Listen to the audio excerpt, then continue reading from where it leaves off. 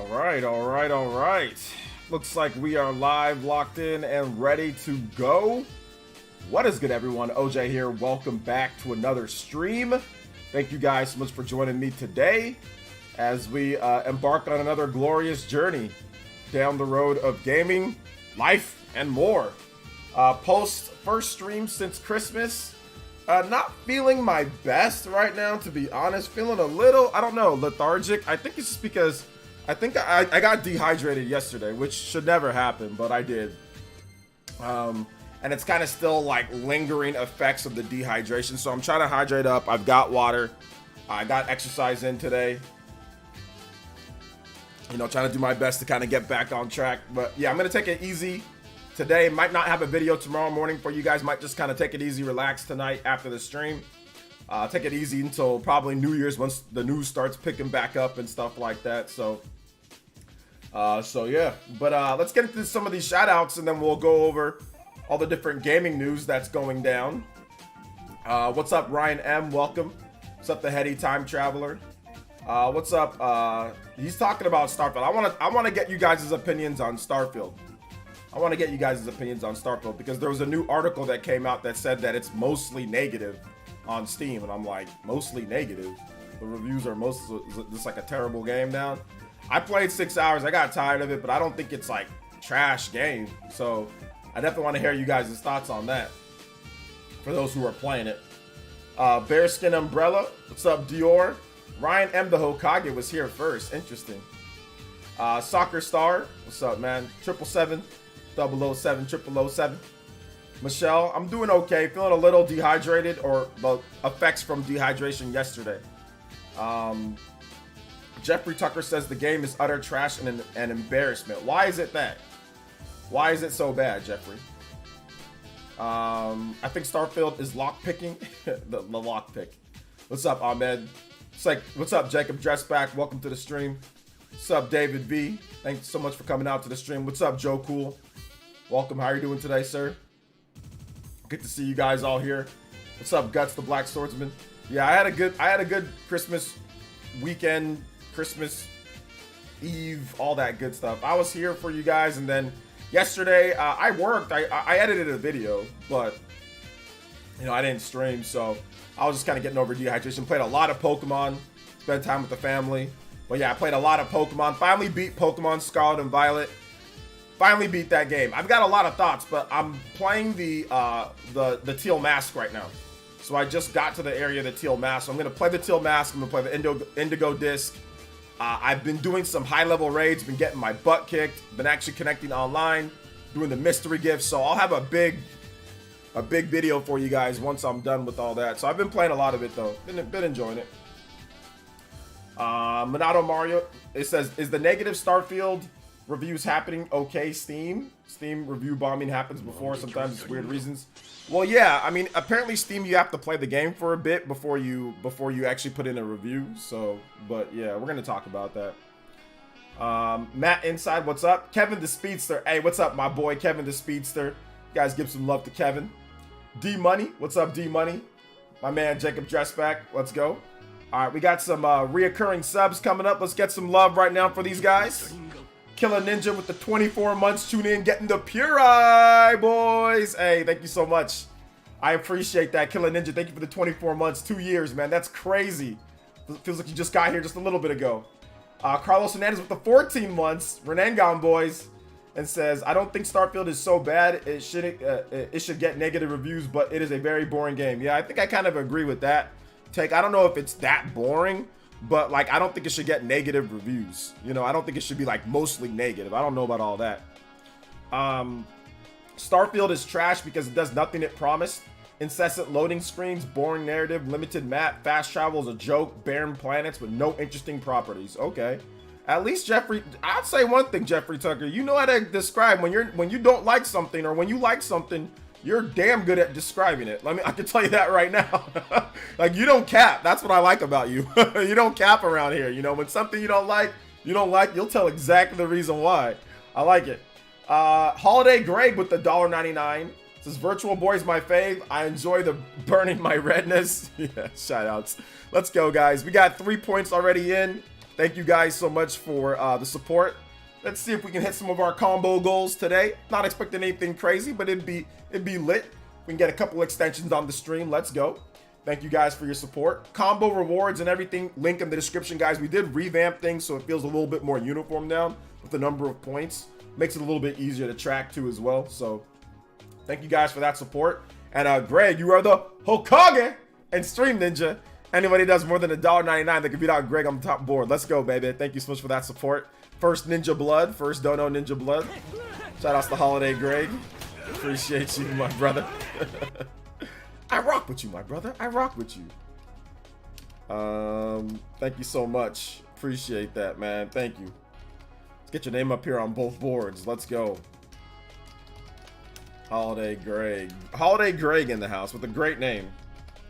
Let's see. Boring equals bad. Yeah.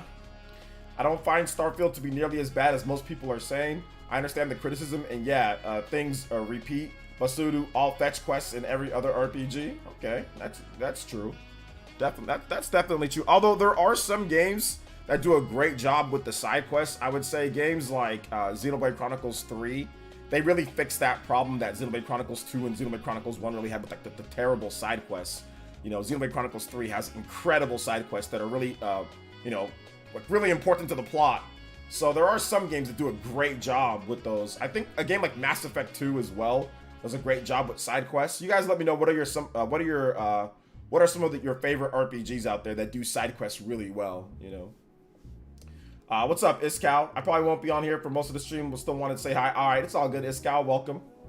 Oh crap, didn't realize the change in my symbol. Yeah, 2 years. Every year you get a new symbol. So every year you're on, you get a new symbol. And up until I think 4 years, 4 or 5 years.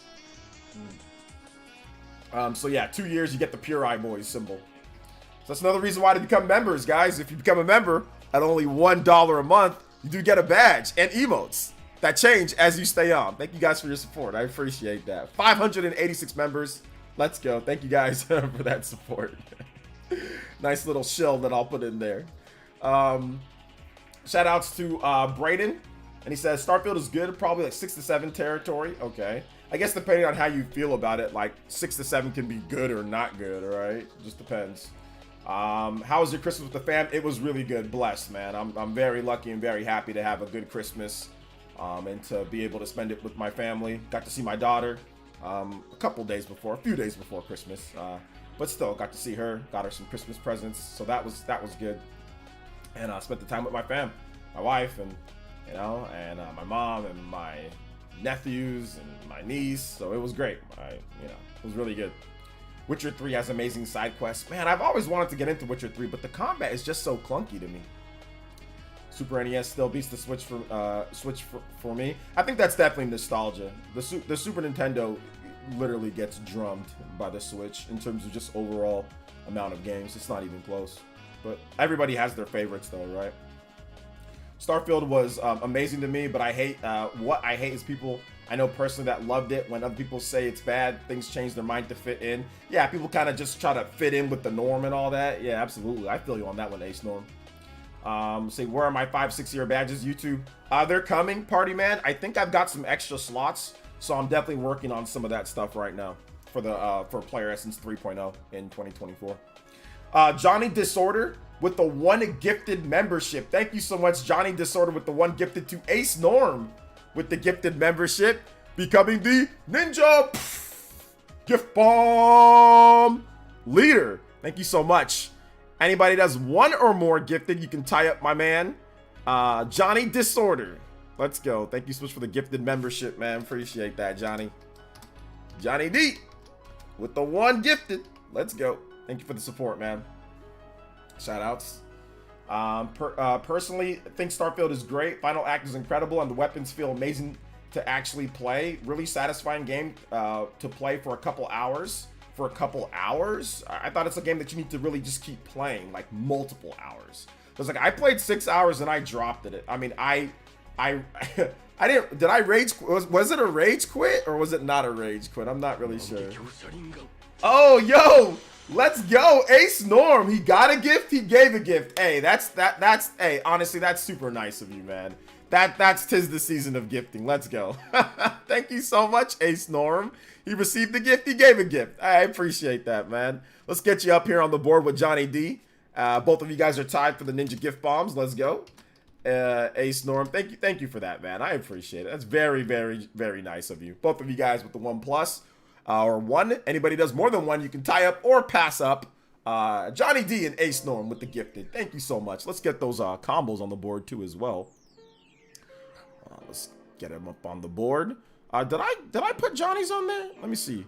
Killer Ninja. That's 3. Oh no, I did not. I did not put Johnny's on there on the combo count. So yeah, we're at 5 already now because that's 2 more.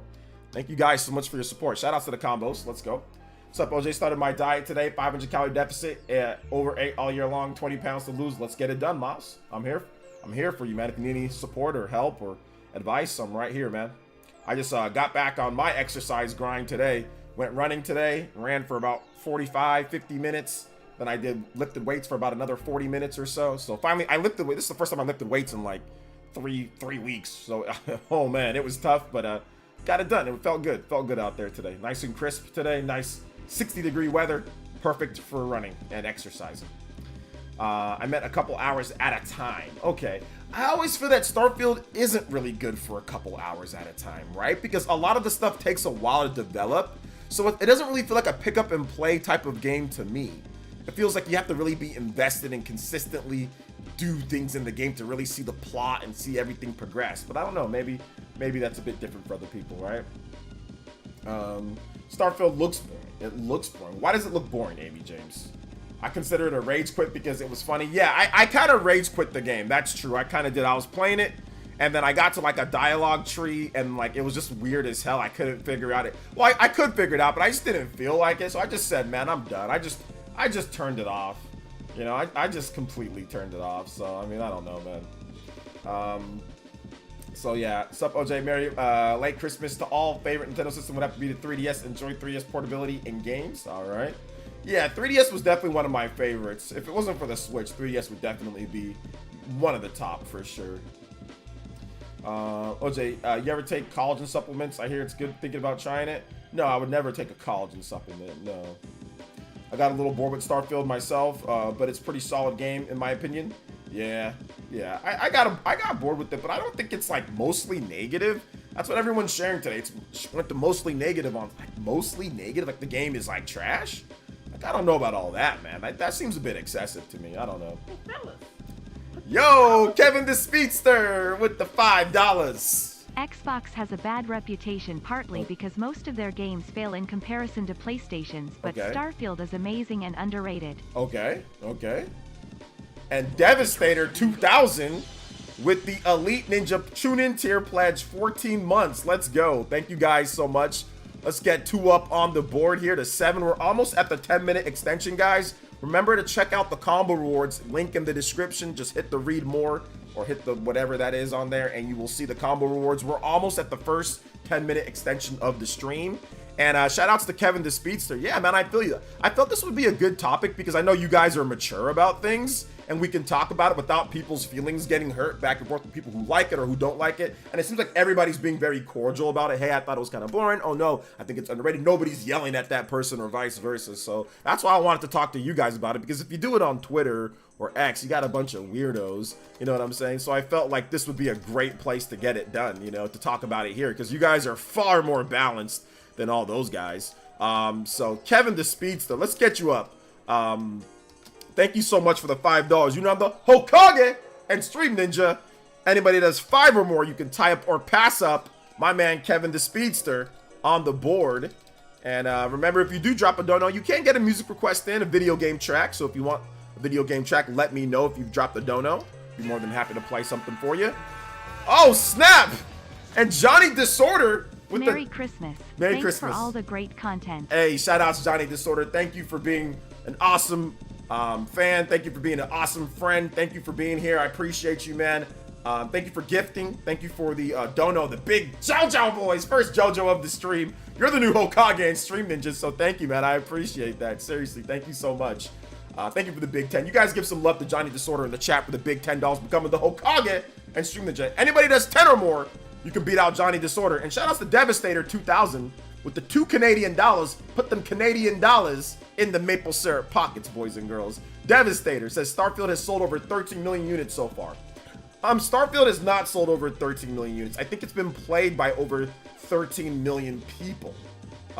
So played, not necessarily sold, played, from what I understand. But thank you so much, Devastator, and shout outs to, thank you guys so much for your support. I appreciate that. Johnny D kind of running all the boards right now, guys. Let's go. Appreciate that. Johnny D with the big $10. Let's go. Shout outs, appreciate you, man. That really does help out the village, man. Thank you guys so much for your support. And we have got the official first. Y'all know what time it is. Let's go. Johnny D with the 2 points. Devastator with the $2 coming in. That gives us 3 points added on to the 7 for the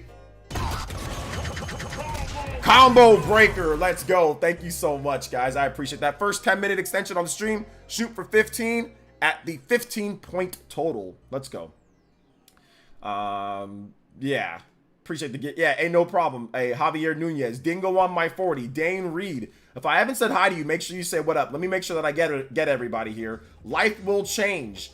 Shaw X says Starfield is like discovery place for planet exploration. I think it's just some of those planets are just kind of barren and boring. I think that's the problem.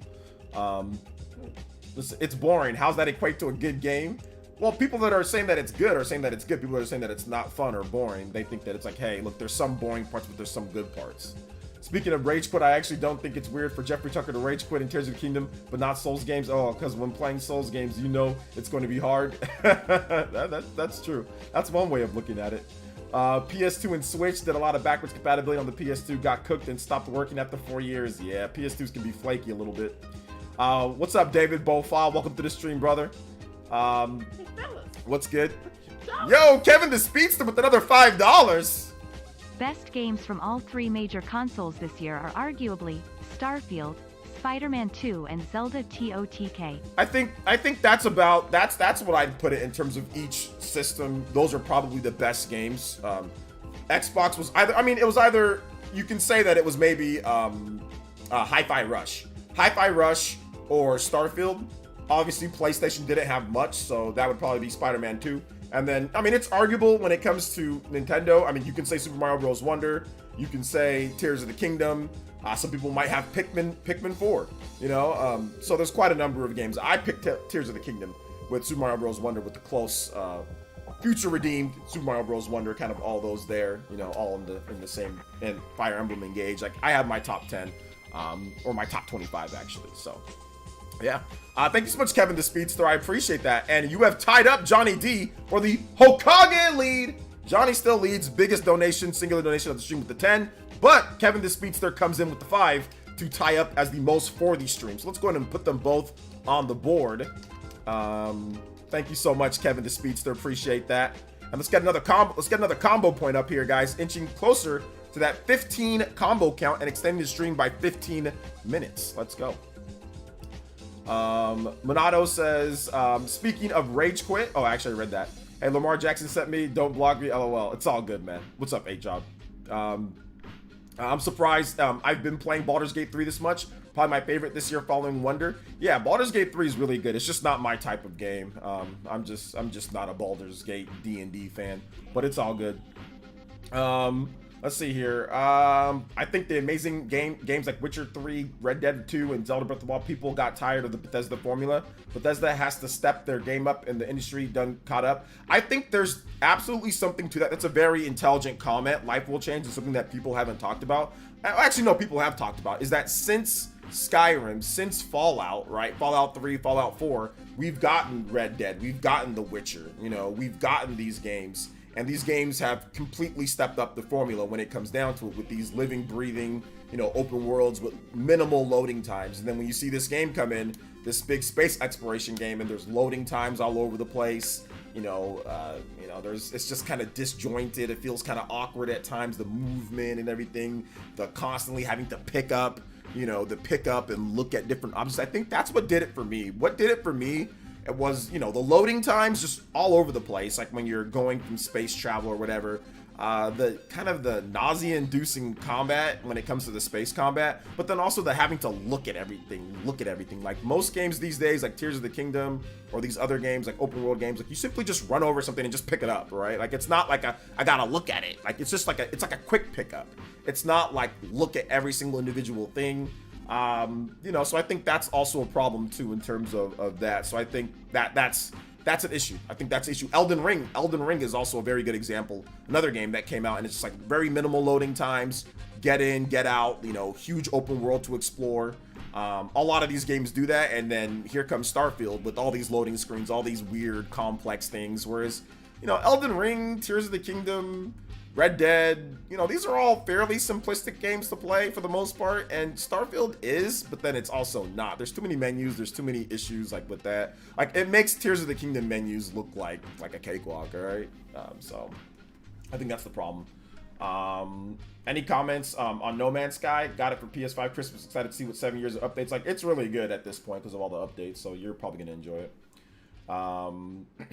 So yeah. Shout outs to I don't know how to say Italianer 82, like a really hardcore Italian guy.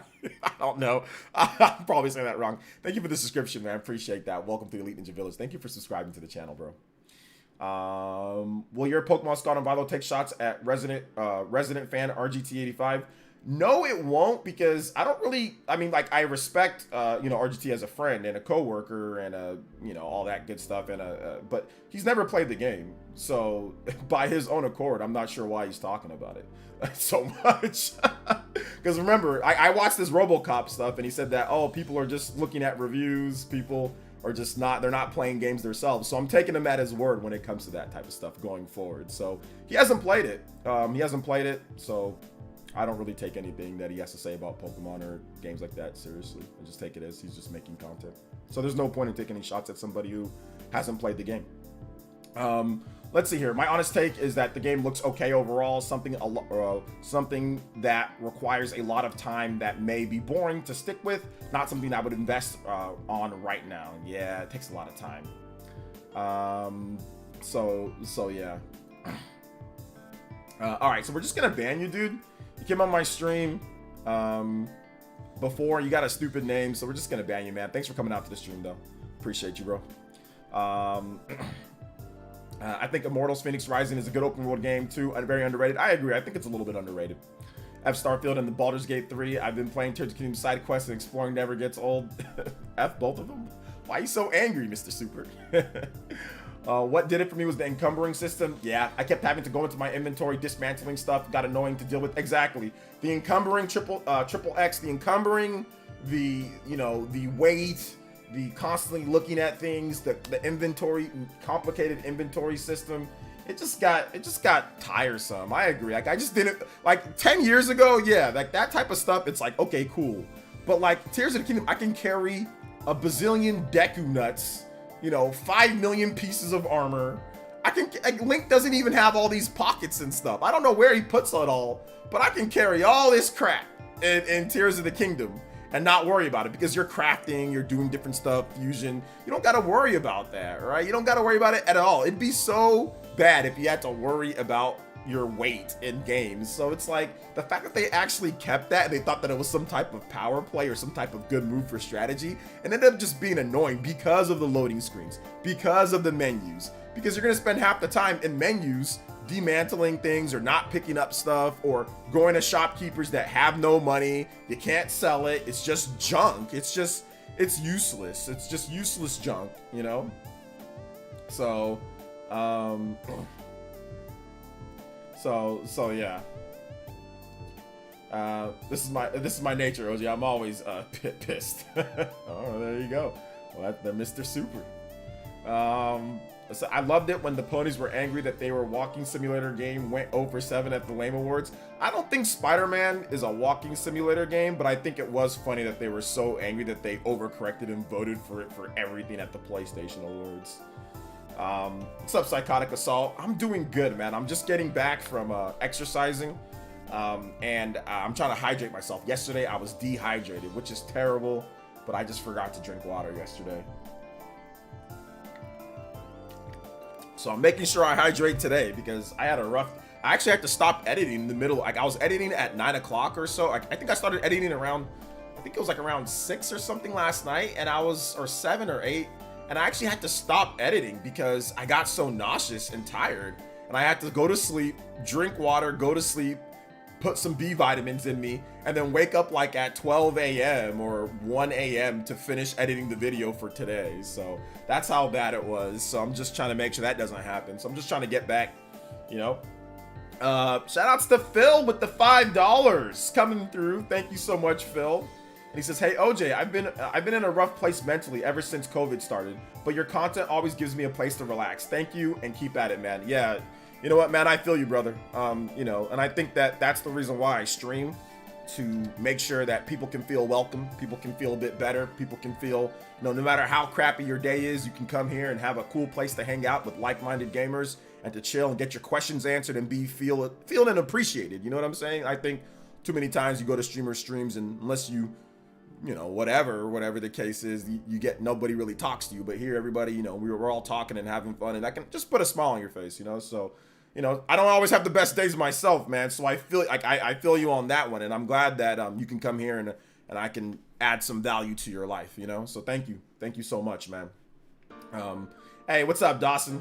But thank you for the big 5. Appreciate that. Got another combo on the board, guys. We're 3 away from a 15-minute extension on the stream. Says didn't think Starfield discussion would spill over here too. LOL. Well, my opinion is that the game is great, but it has some flaws. But to say it's mostly negative seems like fanboy talk, in my opinion. Yeah, I mean, I don't know. There's a lot of people that have some really good reasoning for it. Now, that was my most played Xbox game for this 2023 at a whopping 6 hours. So that was my most played game. Give me 1 second, guys. My wife is calling real quick. Give me 1 second.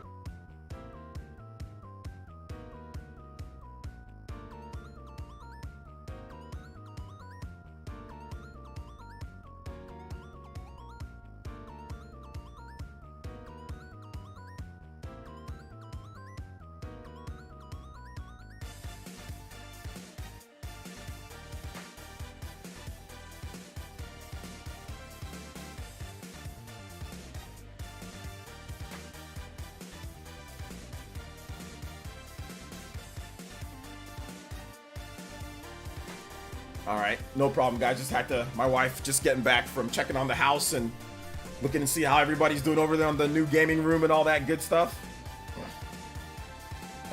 So yeah. Let's see here. Anderson Blitz with the $4.99. It says Todd Howard, Hulk Hogan, Steve Seagal, and George Santos should start a film together. Hard to believe. Directed by Uwe Boll and funded by Paul Heyman. Thank you so much, Anderson Blitz. Yes, I think that would be a bad idea, but it would be such a bad idea and a train wreck that it would be something that people would want to watch. So I agree. I also agree with that. So yeah, thank you so much, Anderson Blitz. 2 closer, guys, to the fit. We're almost at the next combo breaker. 2 away from the next combo breaker. Thank you for the $5, Anderson Blitz. Thank you so much. Yes, hydration is important. Hydration is very important. I have my water. I've already, since we started stream, or since I sat down here to get ready for stream, 1 water bottle down, another one about 60% down. So I agree. I'm gonna take out this whole thing, and I've actually for today, a couple more right here as well. So I'm making sure to hydrate. Let's see here. What's up, my favorite YouTuber buddy? How you doing? I'm doing good, Mr. Davis. Like my video? Thank you. I appreciate that. Started playing Tales of Symphonia, so many memories. Yeah, it's a great game. Thank you for the 5. Gaming Mariner. What's up, Gaming Mariner? What's up, OJ? Got my CS Stars physical version today. Hey, let's go. Unfortunately, the only Japanese version is available, but the multi-language is so no biggie. Well, the Western version comes early in 2024. So if you wanted one, you can get a Western version coming up here. I think it's like I Am 8-bit. I forgot who's doing it, but there will be a Western version in early 2024. But the Japanese version's incredible. So yeah. Well, to be fair, have you played any PS exclusives this year more than Starfield? PS exclusives? No, I don't think I have. I don't think I have. I played Forspoken. I played Final Fantasy 6. Oh no, yeah, I did. I played Final Fantasy 16 like 11, 12 hours. I think I put way more time into Final Fantasy 16 than I did Starfield. Yeah, I have. Yeah. Let's see here. A YouTuber called Patrick. I don't know who that is. Cian TV made a whopping 8-hour Starfield review. It's pretty good. Pretty good, but so long of a video. Yeah, I'm not willing to watch an 8-hour review on one game. I'm willing to watch like an 8-hour like thing, like if it's like a multi-series retrospective, but I'm not willing to watch an 8-hour review on one game. That's insane. That's way too much for one game. Like, cut that down by half. That's just algorithming it. Like, there's no need for an 8-hour review on one game. That's insane. That's just trying to get into the algorithm. That's really all that is. Let's see here.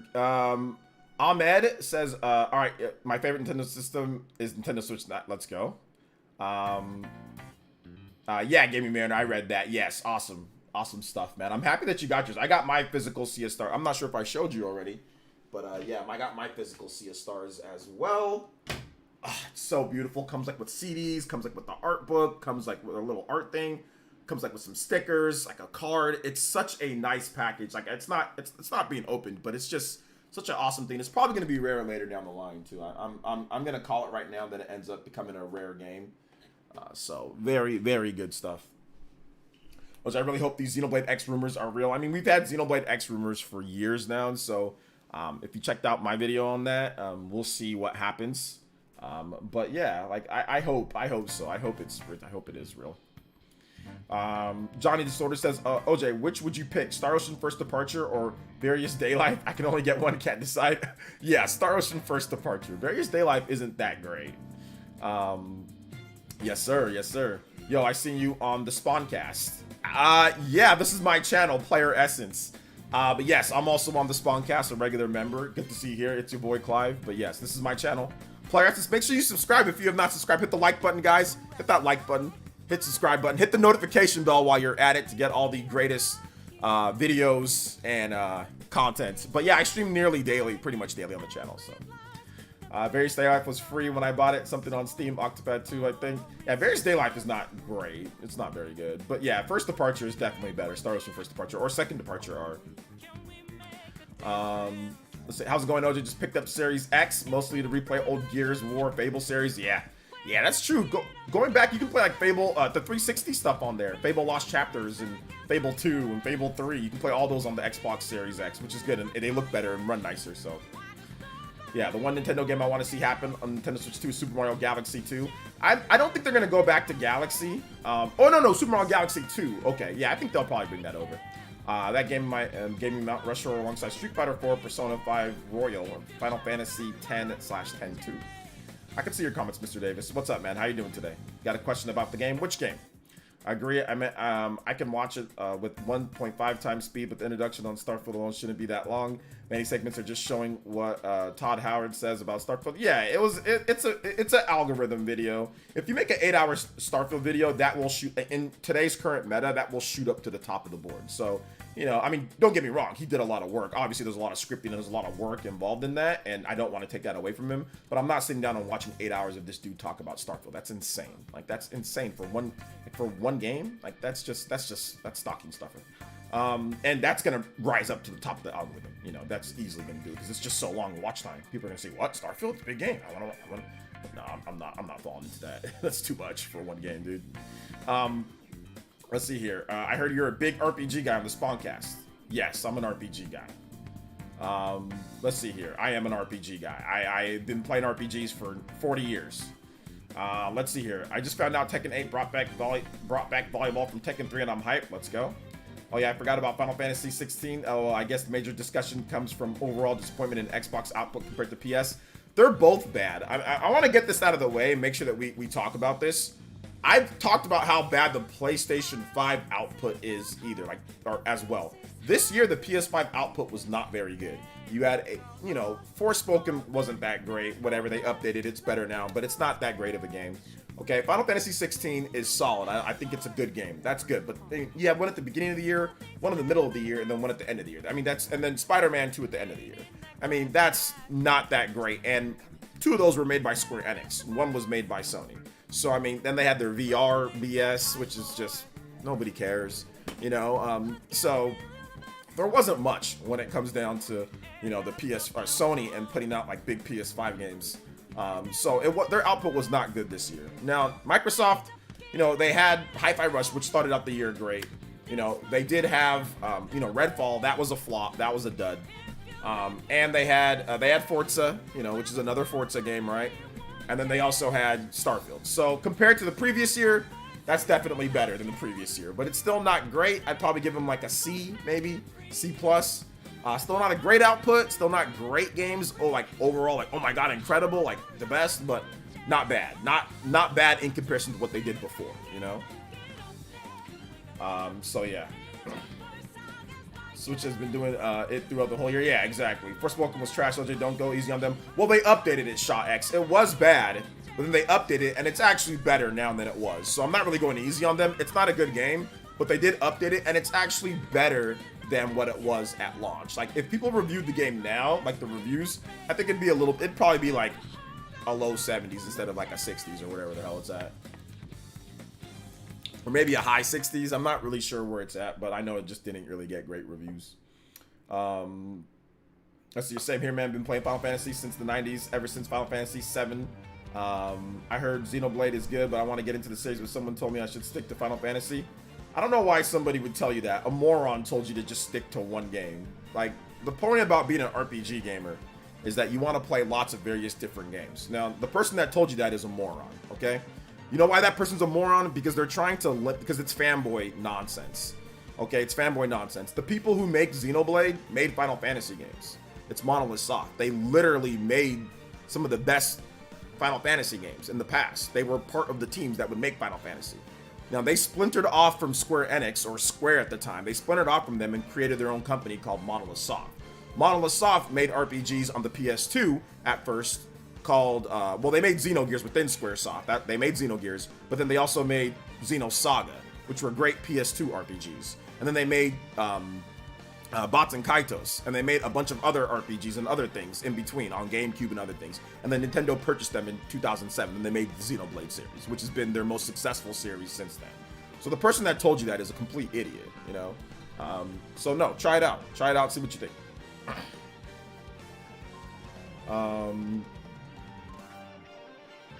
Yeah, it just sounds like a complete moronic Final Fantasy crazy fanboy. Probably a person that, like, literally follows, like, you know, like Yoshi, like worships Yoshi P or something like that. One of those guys. Play Final Fantasy, play Xeno, play all the best RPG, play the Trail series, play Mana if you can. Experience lots of different RPGs. Don't just go with, just don't stick with one series. That's insane, you know? Bravely Default is phenomenal. Bravely Default's a great, if you like old school Final Fantasy, Bravely Default is a twist. It's a twist on old school Final Fantasy. Octopath Traveler, another twist on old school Final Fantasy, but with its own unique things that it does. So yeah, like that's insane though, to just stick to Final Fantasy. For as great as it is, it's not that great to the point to where there's no need to play any other franchise. That's just ridiculous. So yeah. Let me answer your question, Mr. Davis. I got a question, but this day, do you think we'll get 2 parts of this game switched to? Yeah, it's possible, Mr. Davis, sure. This is Formidable Enemy from Xenoblade Chronicles 3. The guy who sold him stick to Final Fantasy probably knows his history, dislikes Xenoblade and other RPGs. No, he's just a fanboy. Anybody that would tell you to just stick to one series is just a fanboy and a moron. Like, they're not being logical to tell you to reduce your potential gaming interests because Final Fantasy is good. That doesn't even make sense, you know? Let's see here. Why would you listen to somebody who say only play one RPG series? Yeah, that's what I'm saying. That's just insane. Be careful, it's your boy Clive. Like, you sound like somebody that can be taken advantage of quite easily if you're willing to listen to people that just say, hey, just do this, you know? And instead of looking at maybe like what the broader people say, You know, so just be careful with stuff like that, man. People can lead you in a very wrong direction in your life. I don't know if that bleeds over to your like personal life, but it seems like something that could bleed over to your personal life. So just keep that in mind, you know. People will try to manipulate you and do things to you all the time in life. So just be careful, because that's insane that somebody would say that to me, you know, and like you would actually follow that, you know. Let's see here. Freaking Baten Kaitos is awesome. Playing it through the first time on Switch. Yeah, it's really good, especially with the update. They definitely made it a bit better than launch. One day after Switch 2 release, Switch 2 Pro. Okay. Hi there. My wife's back. Atlas makes the best JRPGs, the monster designs as well. Atlas is a fantastic JRPG maker. LJ, would you consider the Fire Emblem Warriors action RPG because leveling up? It's purely an action game, but it's got some light RPG elements, yeah.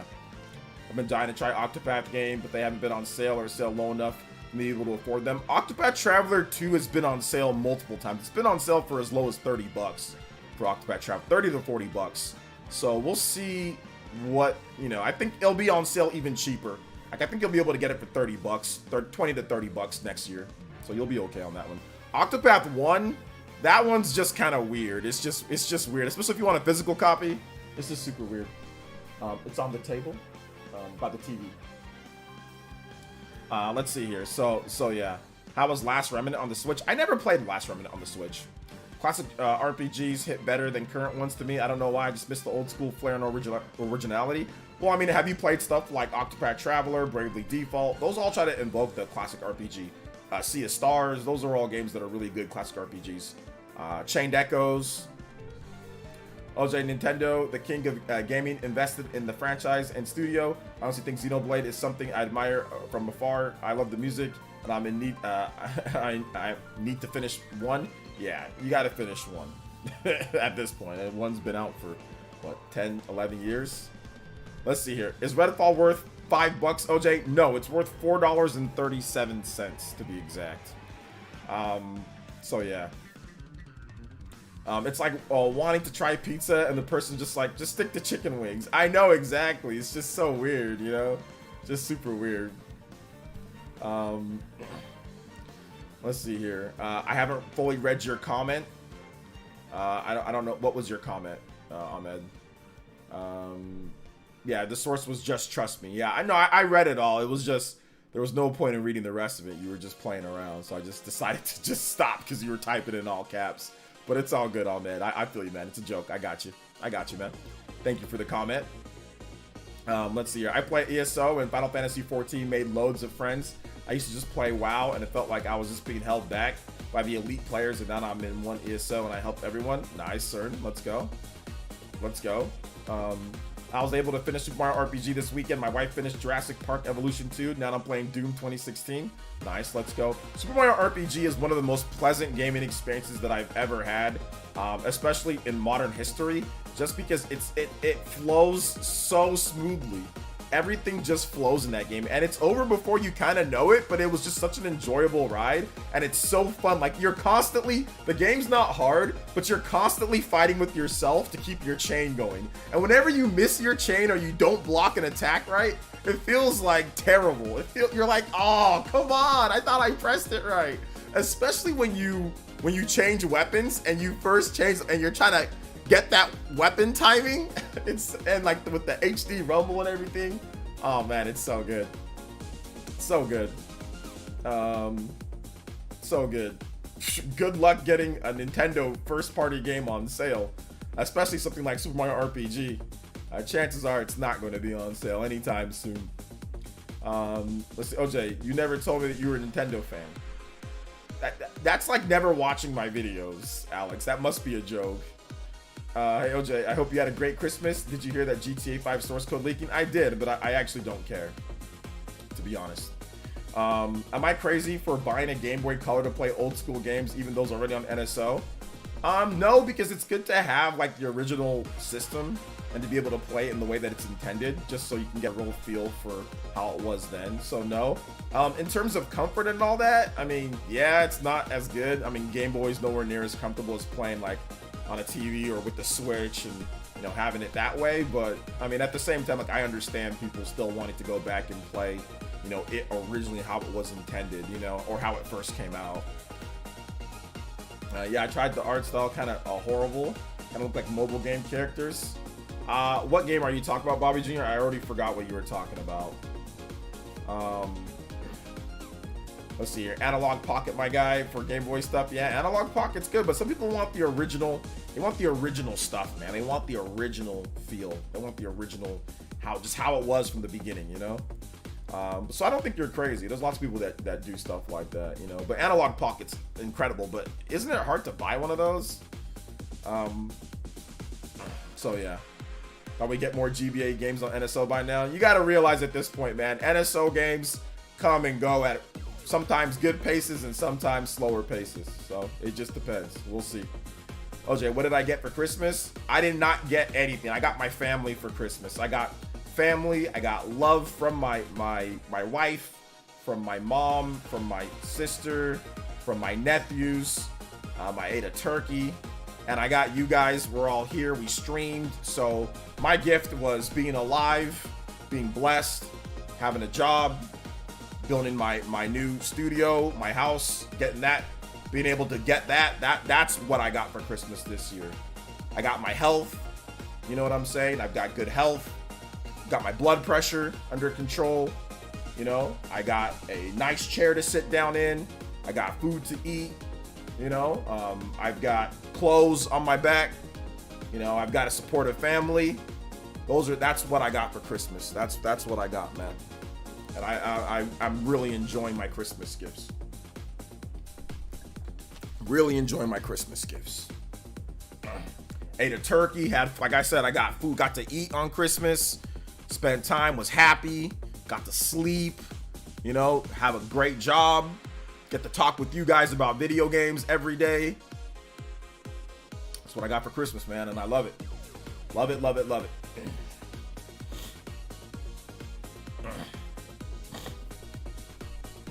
Let's see here.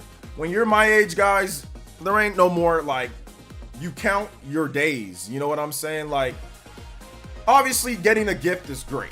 You know what I'm saying? Getting a gift is great, and let's not take away the spirit of getting gifts. But for me, every day that I'm alive, every day that I can provide for my family, every day that I can talk to you guys, every day that I can have a roof over my head, food on my plate, clothes, you know what I'm saying? Do this job every day. That's Christmas to me. And I hate this. I'm not trying to sound corny.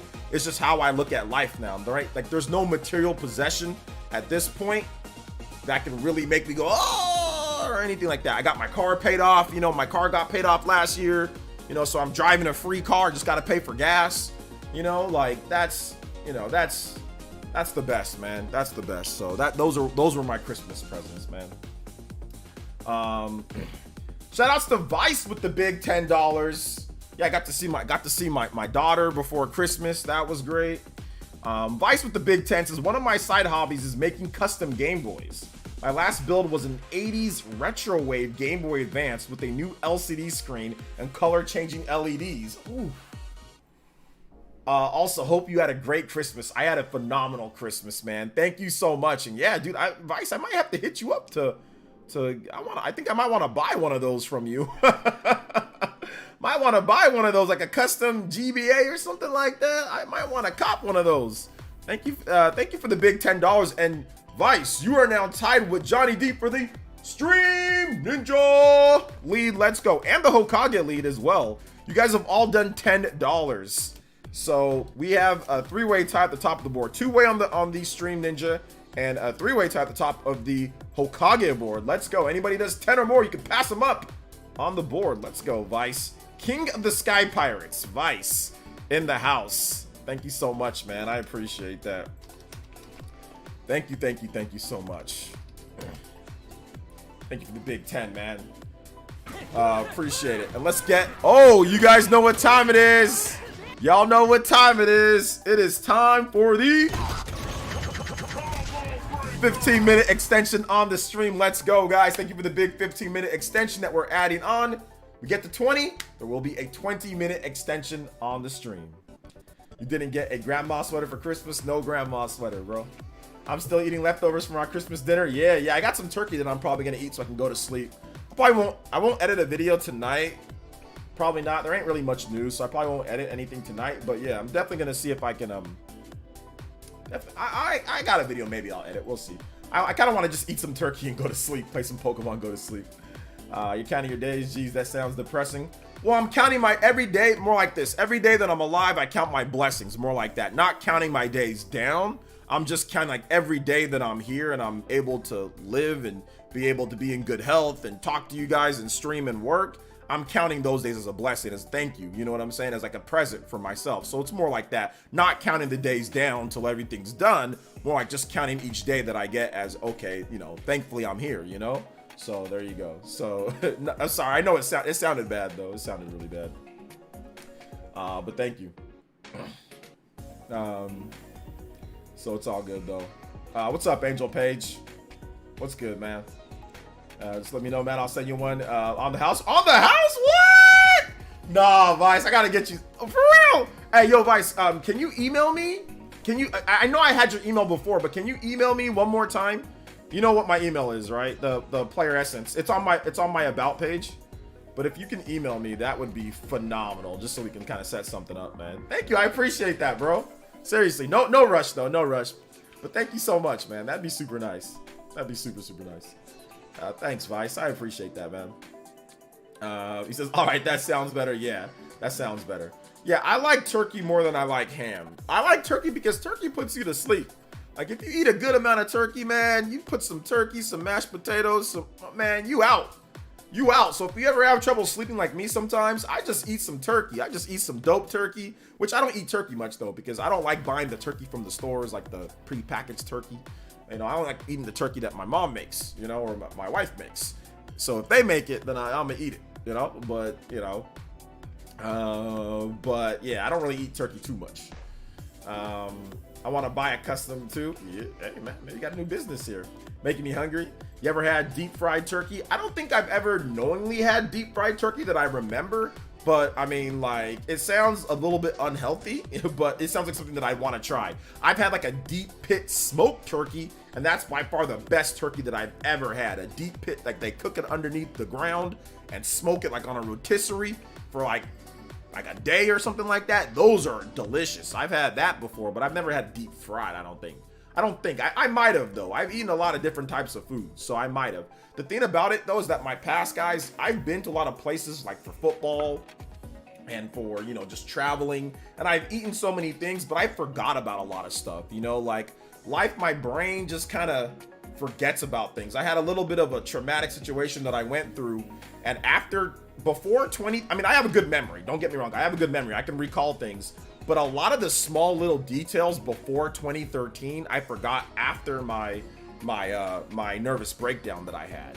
You know, I had a nervous breakdown in 2013 or so, and I forgot a lot of, like, I don't know what that did to my brain, but it made me forget a lot of like the little insignificant details. So certain type of foods that maybe I've had or things like that. That's why sometimes people ask me, hey, OJ, have you had this? And I'm like, maybe. But I mean, probably before 2013, I could have told you. Because I could remember everything that I ate, you know, before then. But since then, I can't remember things that I've eaten a lot, you know. I don't know why. So I think maybe that caused me to forget a lot of different little details here and there. I'm not really sure. So yeah. Yeah, slow cooked smoked turkey under the ground. Roast lamb and chicken, greater than turkey and beef. I mean, they're all good in my opinion. Spence Garcia says, my kid Mateo says hi. Hi, Mateo. How are you doing, man? Shout outs to Papa Mateo, Mr. Garcia. Appreciate you coming out to the stream tonight, brother. OJ, you sleep like a turkey and smell like on all night. That's dope. What? Okay, sure. I absolutely feel you, OJ. I don't really remember my childhood, early 20s. Yeah, I remember my childhood. Like, I remember basic things in my childhood and stuff that I was doing. Early 20s, I remember, but I just remember how stupid I was. Like, there's a lot of stupid things that I did in my 20s, you know? So I do remember the really dumb things that I did. It's just like I said, certain foods, things that I like to eat, things that I've eaten before, or places that I went. Like, some of those things are just kind of like hazy, which they're insignificant, so it doesn't matter, you know, at the end of the day. You know, like, I don't need to remember what I had. What was I eating 15 years ago? You know, Christmas or something, or for whatever. Like, what does it matter, you know? But yeah, we're in the same boat there, right, Jacob? But yeah, that's why it's sometimes good to keep a journal. Like, if you keep a journal, then you'll definitely remember lots of different things. So I thought about doing that, keeping a journal and then like leaving it to my kin afterwards, you know? So I thought about doing it. I'm thinking about keeping a journal, you know, but I don't know. Haven't thought about it yet. Or I've thought about it. I haven't really put too much like effort into buying one and doing all that, but I'm thinking about it. Just a real quick paragraph per day. Here's what I did. Here's what my life was like. Here's what I was thinking. And that's that, you know, date it. And then just, like I said, keep it all together over the course of my whole life and then pass it down, you know. I think that'd be kind of cool. Says, yeah, I was stupid too. So much happier with the person I am now. Anyways, yeah. I mean, I had a really bad relationship though for like 7 years. What's up, Squirrel Swirl? I had a really bad relationship, and that really just took a lot out of me, you know. I think we've all been there before, right? Like, I had a really bad relationship, just not good at all, just a really traumatic time. But now, yeah, I'm super happy now. Like, my wife is awesome, you know, so like, I'm super happy about the situation now. But before, it was just, that time period for me, you know, was just really bad. Like, there was good things that happened. I mean, obviously, PlayerEssence actually, you know, took off, you know, but PlayerEssence really didn't take off until I got out of that situation that I was in. Like, PlayerEssence would have never taken off if I didn't get out of that situation that I was in. So I'm happy that I did, because PlayerEssence would have never taken off if I didn't get out of that situation, you know? Because nobody believed in me. Nobody believed in me, you know, with those people that I was dealing with. Nobody believed in me. They, you know, constantly called me loser, said that it's never going to go anywhere, you know, go get a real job, you know, all these other things. And I'm just like, you know, yeah, you know, I took it in stride. I took it like a champ. I never argued back or got mad or angry at anybody that said that to me, which I did have people in my family say that, but I never really got angry about it. I just said, yeah, you know, maybe. So yeah, but I mean, that's why I'm happy that I did it, because now that things are going okay, people see that they made a mistake, you know, in terms of like betting against what I could do. But that's why I thank you guys. That's why I say I'm thankful for you guys every single day, you know, very thankful. Let's see here. I agree on the journal perspective, OJ. Yeah, I'm thinking about it. Did you know that some shampoo have chemicals that act as estrogen? Yeah, that's why I don't buy any of the shampoos that have all those different chemicals. I buy like the chemical-free ones, like the ones that are like parabens free and all that stuff, sulfate. I buy that stuff. Whatever products I use it a lot better. Like, notice how like my face is evening out. I started using the Shea Moisture evening cream, and it's just making like everything actually match up, you know. So I've been doing that. I got to do a little better on my arms and stuff, but I use everything without all those chemicals and weirdo stuff in there. So yeah, that stuff works best too. That stuff works best. It might take a little bit longer to get your results that you want, but ultimately it's better for you and it works best. You know, OJ, your relation before, did it help you achieve what you are now? Yeah, I'm a firm believer in all the things that you struggle. If something doesn't kill you or doesn't mortally wound you or gravely wound like your body in some way, like you lose an arm, or even if you did, or if something doesn't completely devastate you to the point to where you can't function, it makes you stronger. So all the trials and tribulations that I had in my 20s and some of it in my 30s, all of that made me who I am and made me a better person today. It made me handle pressure, handle people better than I did before in the past. You know, I'm not perfect and I can still get better, but yeah, all that stuff made me better. So I'm a big firm believer in that, you know. So do you think we'll get a direct before Switch 2 gets revealed? I think it's possible, but I'm not really sure what they're going to do. It's kind of unknown. You should have called me over. I would have told them straight. No. Yeah, that's yeah, I already got in trouble for saying too much before, Party Man. It got brought up in one of the places that I had to go. So yeah, I definitely wouldn't want more interference there. Yeah, Road Taking came on at the perfect time. So yeah, OJ is on his product. Oh yeah, you got to be on your product game. Shea Moisture is the product that I use. I think if you're I mean, anybody can use it, but definitely if you're colored in any type of way, I think Shea Moisture is definitely the top. Shea Moisture Vitamin C Brightening Cream is very good. Shea Moisture Lotion Body Tone Lotion is good. Or like Aveeno. Aveeno is really good as well. So I've been trying to do that just because like my neck area was like too dark and my face was uneven, and it's still a bit uneven, but it's better than what it was like a year ago, or at least even like a few months ago. It's better than what it was, like, if you go back and look. So yeah. Movies in the holidays? No, I didn't see any movies. I did watch YouTube videos though. OJ, you make a little more sense now. The way you interact with people, it just it clicks into place. I have a communication degree, so that helps. When I feel like it. That's why when people say, OJ, you're this or that when you're talking, I'm like, no. I know exactly what to say or not to communicate with people 99% of the time. If I feel like being I'll be that way. It's definitely intentional.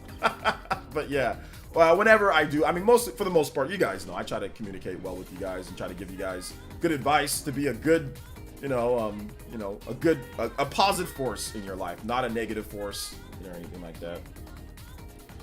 Yeah, Shea Moisture is my go-to as well. Yeah, Shea Moisture is kind of like low-key the goats. I recommend First Aid Beauty. First Aid Beauty. Never heard of it. How fast do you think Switch 2 will fail videos pop after it gets revealed? Oh, I gotta say within an hour. Within an hour or two. Yeah, within an hour or two. Was a brand of African black soap in liquid form that is amazing. Yes, Shea Moisture has. I need to go back and get it because I haven't been using it. I've been using my wife's, like the one that she has, which is not bad, but I need to go back and get my African black soap. There's a bar that's much cheaper than the liquid. The liquid is far more expensive. The bar is like about $5-6. And it's like a big old thick bar, and it smells incredible. So you can go with the bar. If you don't like using the bar, you can use the, the gel, the African black soap shower gel, they're both very good. Yeah, they're both very good. But yeah, but the bar just smells so good. It smells so good. So I'm assuming I missed the whole negative Starfield reviews thing. Possible quick recap. Yeah, the reviews are mostly negative on Steam, and we were discussing why. There was a lot of back and forth with the community here on people say that it's good or it's bad. Like, people were going back and forth on that, so it's mixed. My wife is a cosmetologist. Oh, she is? That's cool. Mine is too, pretty much. She got me into, my mom, she's a cosmetologist, but she's also into nursing as well. She got me into using face products and hair products. It takes forever to do the whole routine, but it's totally worth it. Yeah, I mean, I've tried to simplify my routine. I just use the cream, like the Shea Moisture. Now at this point, I don't wash my hair a lot. I only wash my hair like once a week, because I still have to use my what's it called, my minoxidil and all that stuff for my hair regrowth. So, but I use my Shea Moisture coconut hibiscus cream, which is really good. It helps keep things nice and textured and, feeling soft and smooth, even when I have hat hair. So it also keeps my hat smelling good. So tips for Smash players, play a different game until the next Smash game comes out. Let's see here. It's gonna be RTU who makes the first Switch 2 will fail video. Yes, it probably will be. Do you ever use Dr. Bonner's soap, OJ? I've seen it before, but I've never used it.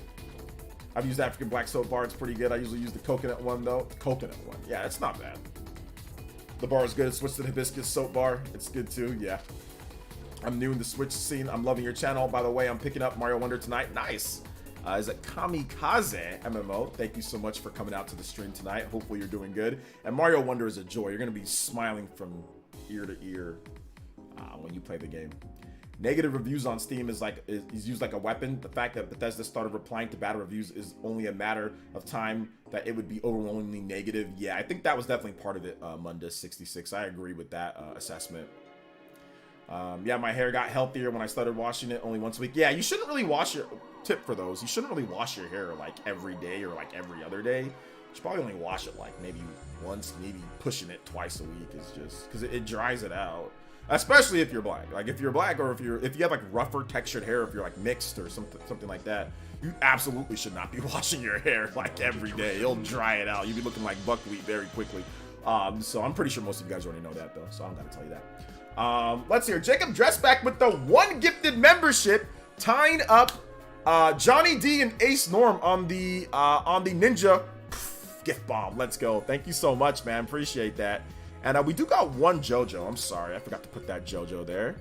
And let's go. Shout outs. Thank you so much, Jacob D. Appreciate the support, man. Thank you so much with that. Let's get you up here. All right, so guys, we have activated the 15 minutes extra on stream. We are now going towards 20 minutes. Oh my god. Oh my goodness. Oh my goodness. Never mind. We've got 3 gifted memberships to go over. And Jacob has actually taken the lead overall because he gifted 2. And Servo with the gifted membership as well. Thank you guys so much. So that puts us at 18 instead of 16. Thank you guys so much for the gifts. Just coming in 1, 2, 3. And Enrique with the 5 months as well. Thank you so much. Oh my god, almost at that 20 in a flurry. Oh, never mind. Oh, it sounds like I'm rambling on at this point. Servo with another gifted and the combo breaker. Let's go, boys and girls. Servo and Jacob both gifting 2 memberships each, becoming the new gift ninjas. Gift bomb ninjas. Thank you guys so much, man. I appreciate that. Let's get that up here too. And let's get Servo's name on here. Thank you so much, Servo. I appreciate that, dude. Seriously, Servo, big supporter of the Elite Ninja Village. Jacob D, big supporter, gifted tons of memberships. Thank you guys so much for your support. Seriously, appreciate that. Anybody that's 2 or more, you can tie up on the Ninja Gift Bomb support. And we hit that combo breaker as well. Thank you guys. Shout outs to everybody who got a gift. Axiom, Cerrone Games Go.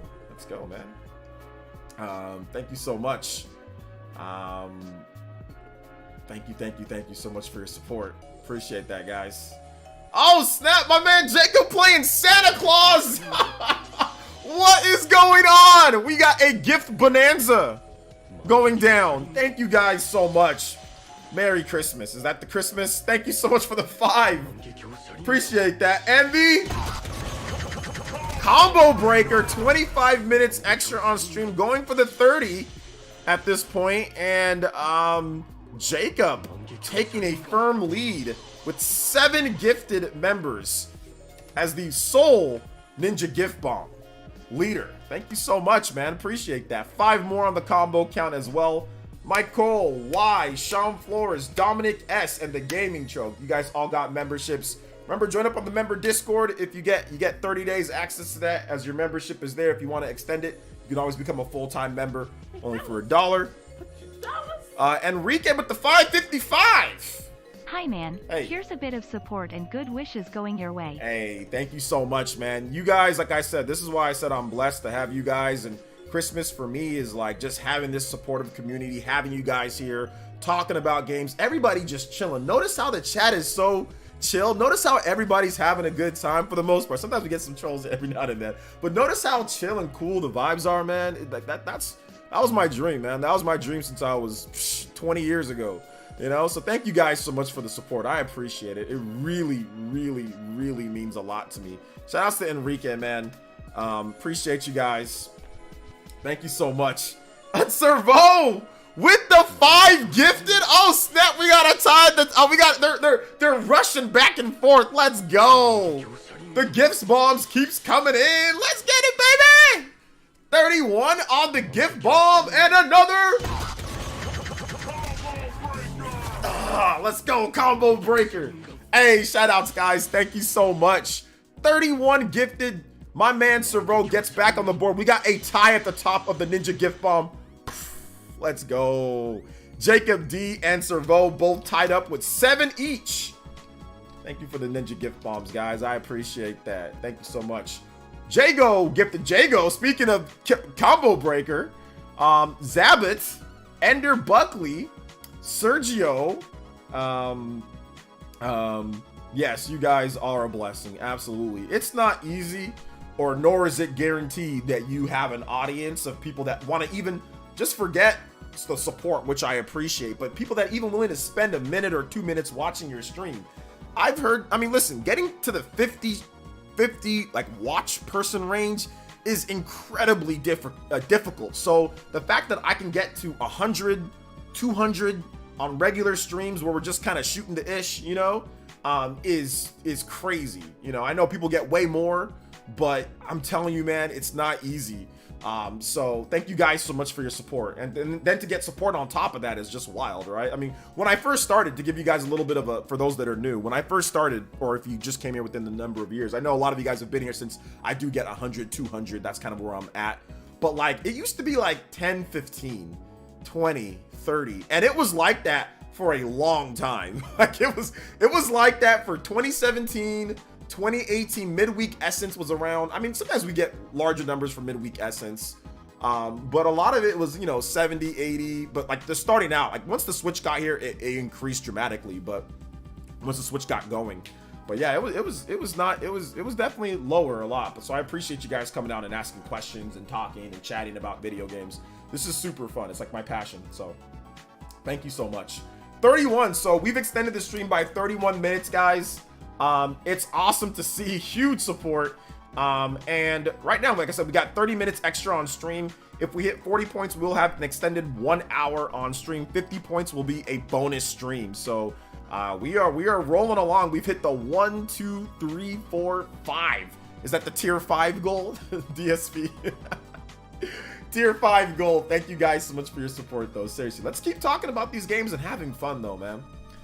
When you finally hit 100 viewers, it was nuts. Even 50 was a lot back then. Yeah, 50, I think 50 is even a good amount now. Like if you can get 50, but 50, you have to like have some type of gimmick or some type of thing to even get there at first. I mean, luckily for me, I mean, you know, I put in the work. Like I've been doing this for a long time, so people had known my name only because I've been saying it over and over and over. Like I had to, you know, I've been around for a long time, so people just go, okay, PlayerEssence, he's got a little bit of subs here and there. We'll see what's going on. You know, I also have to give some props to Nintendo for removing the whole, they actually started liking YouTubers and putting us into the program, like where we can have like a program where, you know, they give us some support. Stuff like Fire Emblem, right, in 2019 helped get me a lot more subs, a lot more viewers. So stuff like that is awesome. Nintendo was able to kind of jump in as well. So that was cool. My Christmas was good, Daniel. How was your Christmas, man? Merry Christmas too, by the way. Merry Christmas. Well, looking out, just had to postpone my membership for holidays, and damn, I'm happy. It's all good, Axiom. Thank you for the support, bro. Appreciate it. You've been supporting for a while, so thank you. That was for my friends in the Ninja Village and our favorite streamer, OJ. Merry Christmas and Happy New Year. Hey, Merry Christmas. We're gonna have a great New Year's show, guys. So I'm looking forward to the New Year's show. I'll have some of my new effects and some of my new stuff ready to go here in this room. The new office won't be ready till like mid to probably late January, unfortunately. My house will be ready before then, but the office won't be ready until late January. So unfortunately, I'll still be streaming here until then, but once everything gets done, it's going to be really cool. I wish I was here in the early days. No, it's cool. Anytime that you get here, it's fine. Anytime that you get here is fine. Shout outs to Enrique though. Thank you for the $5.55, man. That is a lot. Thank you for the donation, man. Merry Christmas, God Emperor Sofa King. How are you today, man? What's up, Joseph S? What's up, 7th Hokage? If I haven't said hi to you, make sure you say hi in the chat too. Do you prefer Devil May Cry or God of War combat? Probably more Devil May Cry for me. Bayonetta would be the one that I prefer the most in terms of that style of action game, or like Astral Chain. OJ, do you think 2025 will be the biggest year for gaming since GTA, gaming GTA 6? I mean, 2025 has a chance, but we don't know a lot of games. Excuse me, we don't know a ton of games that are coming out in 2025. So yeah. And oh my goodness, here we go. 600. It's a lot of gifted memberships, guys. I mean, that's gonna drop next month, but Jesus Christ, 600. We're back to 600. Let's go. Thank you guys for the support. Thank you guys for the gifts. Appreciate it. 600 members. Hey, let's go. What's up, Gustavo? Welcome to the stream, man. Hey, what's up, Jude? 50 is like an oversized classroom or 2 classrooms worth watching. Exactly. It's a lot. The Great Wall, what's up, man? I'm super hyped for Stalker 2. Yeah, I don't know anything about Stalker 2. What's your favorite handheld, OJ? My favorite handheld, excluding the Switch, would probably be the Nintendo 3DS or like the GBA, but probably the 3DS. Like the new Nintendo 3DS XL. Like the new Nintendo 3DS XL for me. Like the Majora's Mask one was really cool. OJ, what's your thoughts on Fallout New Vegas announcement? Thoughts on Fallout New Vegas announcement? There is no Fallout New Vegas announcement. So what do you mean? Is there a Fallout New Vegas announcement? But no, I'm not a fan of Fallout games anymore. I used to be in the past, Alex. But I'm no longer a fan of Fallout games or Bethesda games. I'm not gonna play any new. If a new Fallout game comes out, I'm not playing it. Unless it gets like crazy good reviews or something like that, and I just want to check it out for like the Spawncast. But I'm done with Bethesda games, I think, at this point. So yeah. Let's see here. Cuts Lenovo, what's up, man? Welcome. Julio says, "Sup? Hey, sup, OJ? Hope you had a good Christmas." I did. Thank you, Julio. Hopefully you had a good Christmas too. I saw your vid on Xeno X remake rumor, and I'm gonna be honest. I don't think they'd go through the trouble of remaking it over just porting it. Since it could take more time and money to remake. I never stated that it would be a complete remake in my video, Mild God. I said a remaster, like Xenoblade Chronicles Definitive Edition. I never said remake. I don't recall saying remake. I recall saying high-end remaster.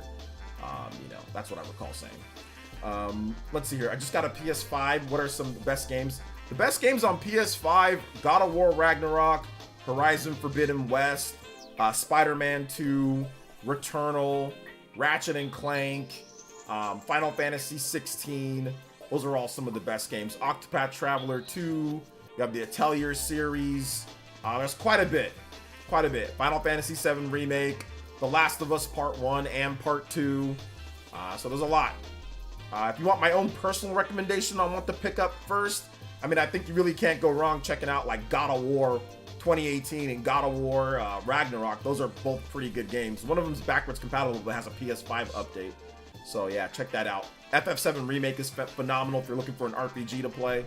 So yeah. So you prefer JRPG games over Western games? Yes, at this point. There was a point in time where I was kind of shifting, like with Mass Effect and with Fallout and with Skyrim, to Western RPGs a bit more. But at this point, I think Japanese RPGs are absolutely, with Persona and with Xenoblade and with all these different games that are coming out, like Nier, Astral Chain, like all these different Japanese games are just completely smoking Western RPGs, in my opinion. Chris ST with the 32 months of membership. Pure Eye Boys. 4 more months early next year, Chris Gamer, and you will get a new badge. Thank you so much, man. I appreciate your long-term support on the channel, bro. You've been here for a hot minute, and I appreciate you. Hopefully you're doing good. Merry Christmas, man. 5 people is banned. 10, 2 bands. Banned is I guess banned is different in terms of what you're saying. But yeah, I got you. Yes, absolutely. Absolutely. Donating your time is it's something that not everybody can get. I think you will gonna get more subs with Switch 2. Will be like 2017. I think it'll be from Nintendo YouTubers. Yes, my channel definitely got a lot more popular in 2017 when the Switch came out. So when the Switch 2 comes out, yes, Nintendo YouTubers are definitely going to get big boosts. I think my channel is definitely going to get a massive boost if I play it right, especially with when the Switch 2 comes out and the games that are coming out. Now that I have my compilation videos and I have different videos that I can make, more in-depth reviews that I'm doing on top of my news videos, I think that my channel could blow up to 200,000 subscribers plus in 2024. But we're gonna have to wait and see, and I have to put in the work. So hopefully that can happen. But thank you for the Softbox. I appreciate that, man. Appreciate that. Hopefully you'll be here for the ride. Just some perspective and positive framing those streaming in the smaller audience. Absolutely, Angel. Absolutely. JRPGs just have more sauce. Yeah, JRPGs have more sauce, and the music's always better. Like I don't think I've ever played a Western RPG that has music, as good as the best Japanese RPGs, with the exception of maybe Mass Effect 2. Like Mass Effect 2 has some pretty good music, but it's very situational. Like the Suicide Mission, just like the Omega, the opening, like Mass Effect's opening. Like Mass Effect has some great themes. But outside of that, I don't like Western music is not great, in my opinion. I mean, obviously there's some great tracks, but I don't think it's very good compared to Japanese music. Talking in context of the Zippo rumor itself, I don't know what you, I know what you meant. Okay, the Zippo rumor. Listen, I think he really just meant like a high-end remaster. I don't think he thinks that they're gonna completely remake the game from scratch. There's no way that Microsoft is gonna do that. So I think he actually meant just like a re-release of the game in the same vein of like Xenoblade Chronicles Definitive Edition. Like I don't think he meant they're gonna completely remake the game, like completely brand new assets and brand new. Like I don't think so. Brand new engine, brand new. Like I don't think they're gonna do all that. If they were gonna bring it over, I don't think he meant that either. But it's all good. I think he meant more like a Metroid Prime remaster, where there's some things that are remade in that. but it's the same game lifted over, just put over to the next system, you know.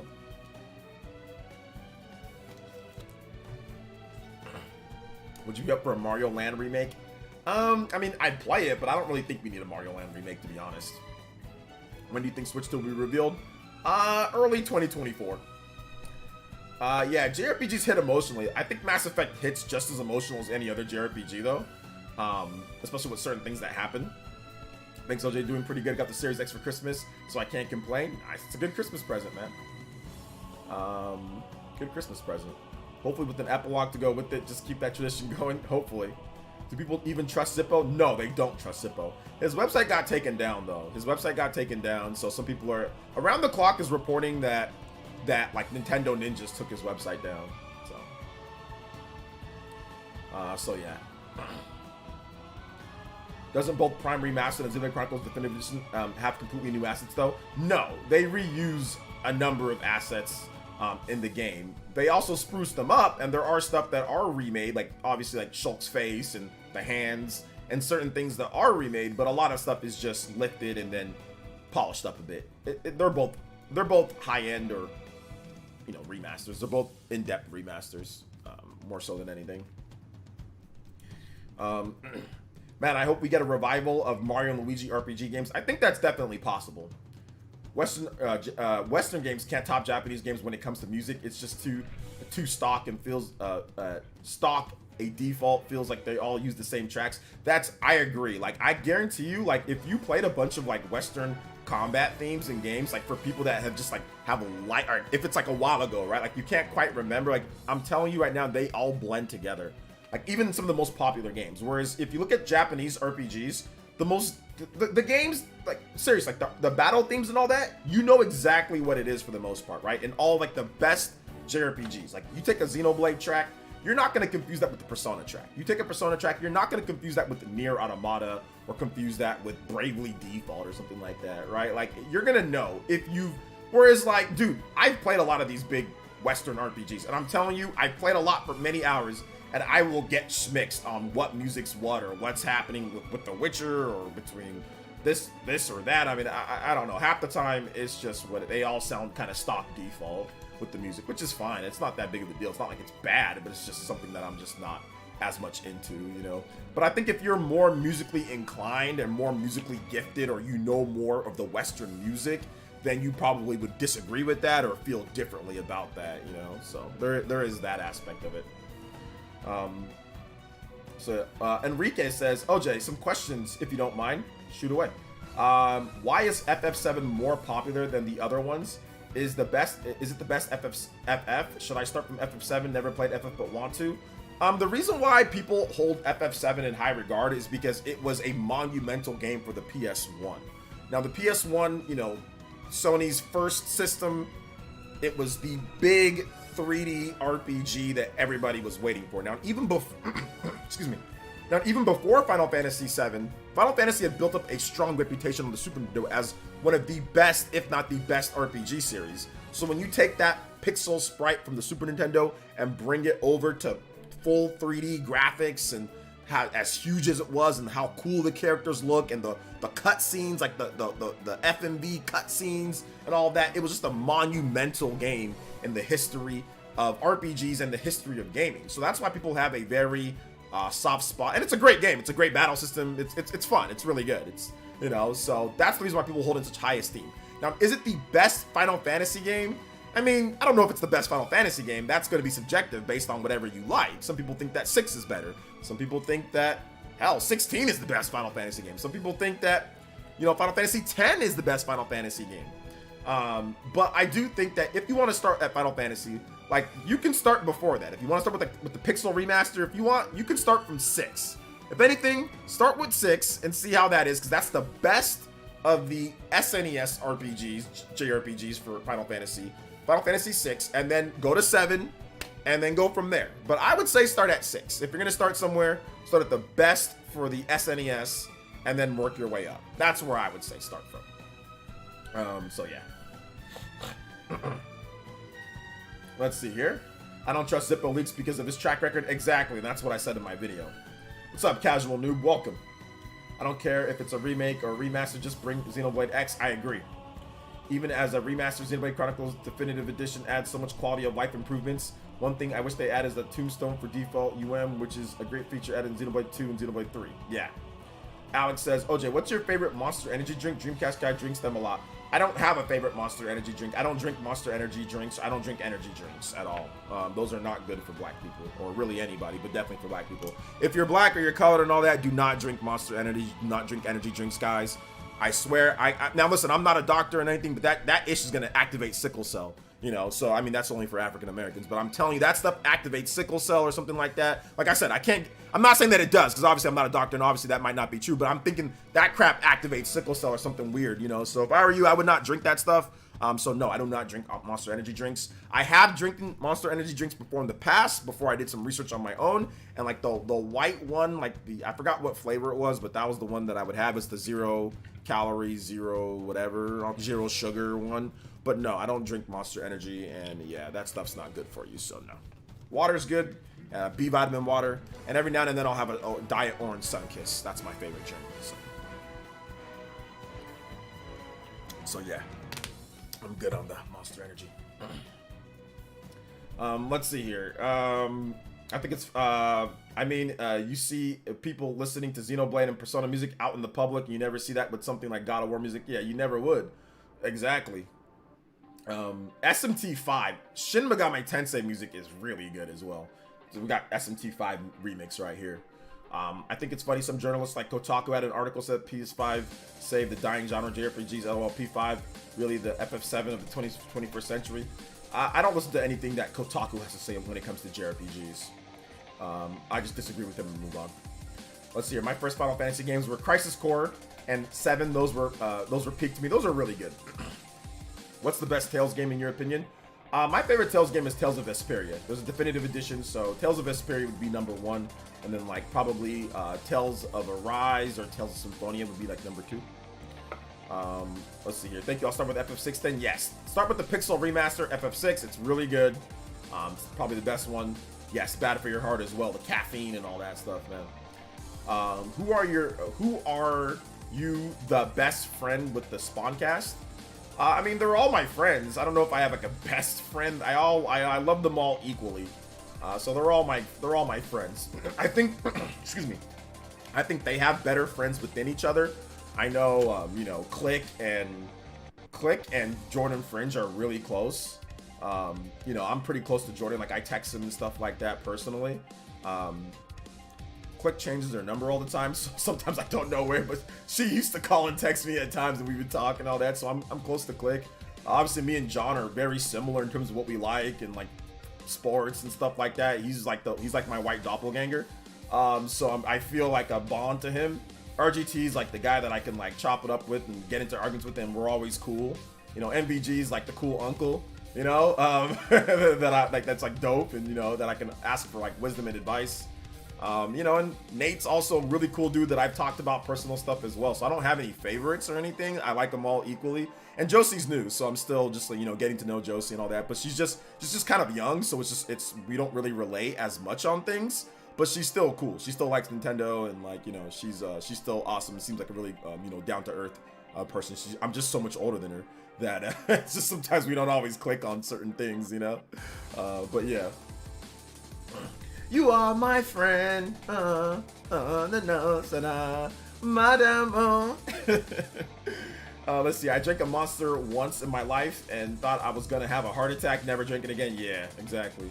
I drank Monster Energy one time. The same day I got very sick. Yep. Monster Energy will make you feel terrible. Too much sugar, too much caffeine, too much junk, too much processed junk in there. Just drink water, man. Just drink water, or drink even like a Celsius. Like drink like a Celsius, or drink water. Or drink, there's always something better for you. Or drink like a Powerade Zero, Gatorade Zero. I mean, those are all better for you, that will help you, help you better than those Monster Energies and all that. I reduced my energy drinks for a few weeks. 4 kg fell off. Can't guarantee. Can't guarantee I didn't put it back on for Christmas, says Richard. Yeah, SMT5 music's lit. Oh yeah, exactly. Old Kotaku articles. Nobody cares. It's got to be RPG85. Is Nate alive though? I mean, maybe. He says that he survived. I don't know. We haven't seen him yet, so until we see him in person, that could just be, once again, that could be an AI. That's his voice. Says Uncle MVG, Josie would call him Gramps. There is a scenario where Josie or MVG would be old enough to be Josie's grandpa.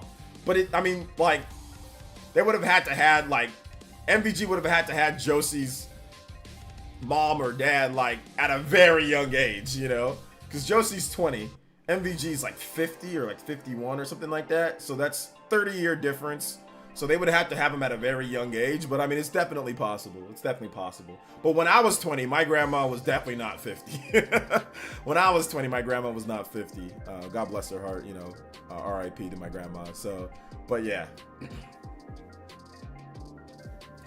Let's see here. Nate in the vault. Yeah. Any updates on Gerard? No. Check out Smash JT. He has the latest updates on Gerard. Where Nate at? I'm telling you, he's AI, dude. Professor Tudo. Oh, by the way, no spoilers, but I finally beat Pokemon Pokemon Violet.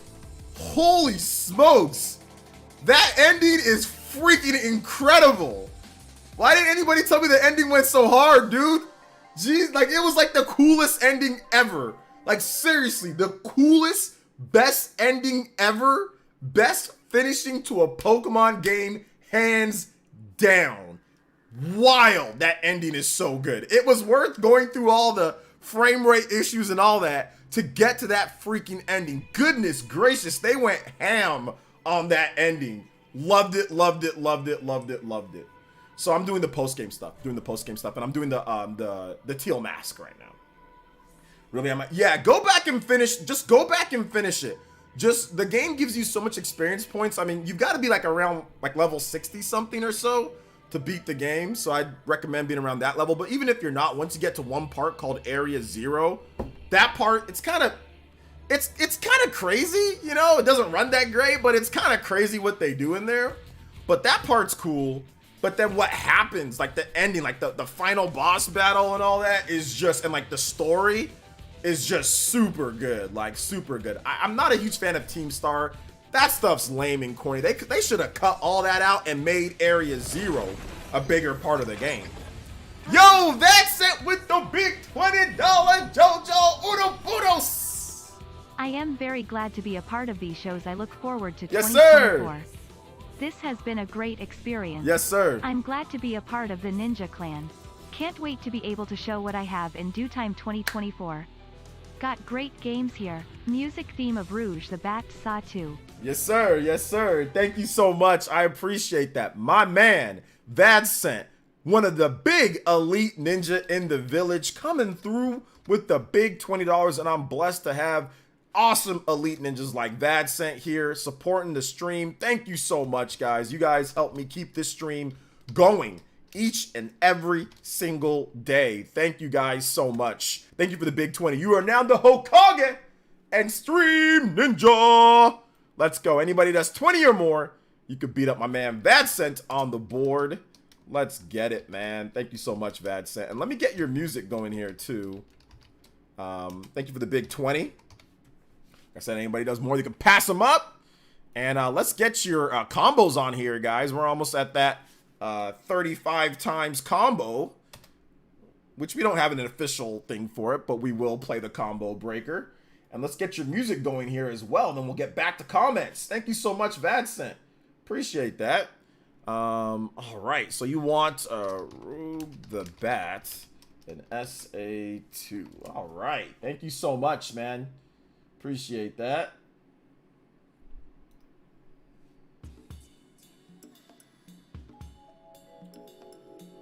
Thank you for the support. Favorite RPG? Chrono Trigger. Watch my videos. Watch my video today. I talked about it. All right, let me go back up to see where I'm at. Nate was in the vault. Brew tea, water for me. Yes, sir. Brew tea, green tea, pure herbal green tea is fantastic for you. It helps extend the life, man. That's why Japanese people living long. That tea, bro. Cut says, really, I might go back and finish it. Yeah, I would say if you've already bought the game, just go back and finish it and play it portable. Get yourself some Split Pad Pros. Got myself some Split Pad Pros. I always have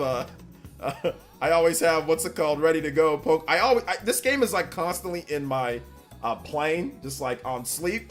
Get yourself some Split Pad Pros, or if you have like a Satisfy grip, get yourself one of those and play it portable, because I think after the updates, I think it runs better portable than it does docked, which I don't have any things to hook up, but it just feels a bit smoother portable.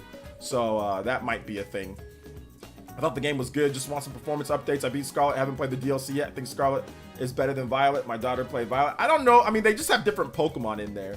I don't know what the differences are outside of that. I know obviously you have different professors in terms of things, but maybe I'll go back and play Scarlet now, you know. Shout outs though, the Great Wall. Appreciate that. It's the first I hear of this. I'm surprised. There are, within the Pokemon circles, I did hear like Philly Beats You and people say that Area Zero is incredible and the ending to the game is really good. Like I did hear that, but it's just, it gets drowned out by the people saying that how trash the game is and how bad it is, you know? It gets like the performance issues, like it gets just drowned out by that. And yeah, there's definitely that, like that stuff's not wrong, you know, when it comes down to it. But the ending like runs okay. Like anytime that you're inside of a house, or if you're inside of an arena, or if you're just playing, like just battling, it usually runs okay, right? It's a turn-based RPG, so it usually runs fine. The last battle, just everything runs perfect, and the graphics look good. Like the area looks good. The last battle, the area looks good. The graphics look good. The music is incredible, which is definitely underrated. The music in Scarlet and Violet is the most underrated soundtrack of the year by far. The battle themes between like the champion battle themes, the Area Zero battle themes, the final battle theme, the remixes after post game, like that stuff is just banging, bro. Like it is so good. The music is incredible in the game. Just really, really, really good battle music, really good themes, very good. Like I think that they've done a phenomenal job with the soundtrack in the game. So yeah, it's good. I don't have a favorite Nintendo YouTuber. Well, if I did have one, it'd be Etika. Etika would be my favorite Nintendo YouTuber. Etika. So yeah. Contemplating getting Violet. I should grab it and wait and see if be on the next gen. I think if you've already waited this long, you should probably just wait to see if there's gonna be like a next gen patch, because there was a rumor about that. Played Chrono Trigger for the first time this year and is incredible. Yes, my favorite game of all time. Be Violet because I have multiple switches and usernames. I bleeped around and ended up deleting my entire game file. Well, that's not good. Hey, shout outs to Vadstein. You guys give him some love in the chat, man. Seriously, you guys give him some love in the chat. Let's see. Oh yeah, the end of Scarlet and Violet is fantastic for sure. Yeah, it's really good. You can tell how much Undertale guy had to do with it. Did he make songs for the ending? Or all the music? I know he made like one track or two, right? I didn't know he made more than that. I don't know if you're being serious on incredible ending in general for a Pokemon game. I'm being dead serious, but I mean, like I said, don't just take my opinion for it. You can take other people's opinion here that are also agreeing, but go look at the reviews on people who actually beat the game, or go look at what people that have beat the game and say like ending. Like just look up, if you want, just look up Pokemon Scarlet and Violet ending. Like, is it good? Like just look up that and see what people have to say. Like look up that. And if you will see people mainly saying what I'm saying, because there's a nice little twist in there. Like I said, Team Star stuff is stupid. Kids getting bullied, and they pull the most extreme stupidity for being bullied, and they turn it into some type of like complete, you know, system school-wide purging of students. It's such a stupid theme. Like they went way too far. It's so corny. I don't like it. What they should have done to make the story even better, they should have just made Area Zero and the professors more of a part of the story with Arvid. Or is that how you say his name? Whatever. The guy with the hair that has like the Mastiff boss. Like they should have done more of that. That should have been more of it. And they should have added more gyms. 8 gyms? Hell no. Give me more than 8 gyms. Give me more gyms. Give me more gyms. Give me more of that stuff. And cut that Team Star stuff should be a like a really crappy side quest. Or whatever the case is. That stuff is just, those kids are complete morons dressing up like complete idiots, painting their faces and all of this because they're getting bullied and like making bases outside of school. What kind of nonsense is this? And I know it's not a real thing, but it's just so dumb. And like, I like Penny, and I like the fact that she's like a hacker, and she's cool later after you beat everything. But the whole setup is so dumb, and like, there's a lot of those Team Star things. So yeah, the Team Star stuff was complete trash. Complete garbage, which definitely affected the people's opinions on the story. If you go based off the gym leaders are dope. You got a water dude that's like a baker. You got a bakery chick that uses bugs. You got a fashion chick that's all about, I think she's psychic Pokemon. She's super stylish. You've got a rapper called Rhyme. You know, I mean, it's kind of corny, but it's way better than Team Star. Like, you got a rapper, you've got a professional snowboarder that had to give up on their dream for snowboarding to be a gym leader.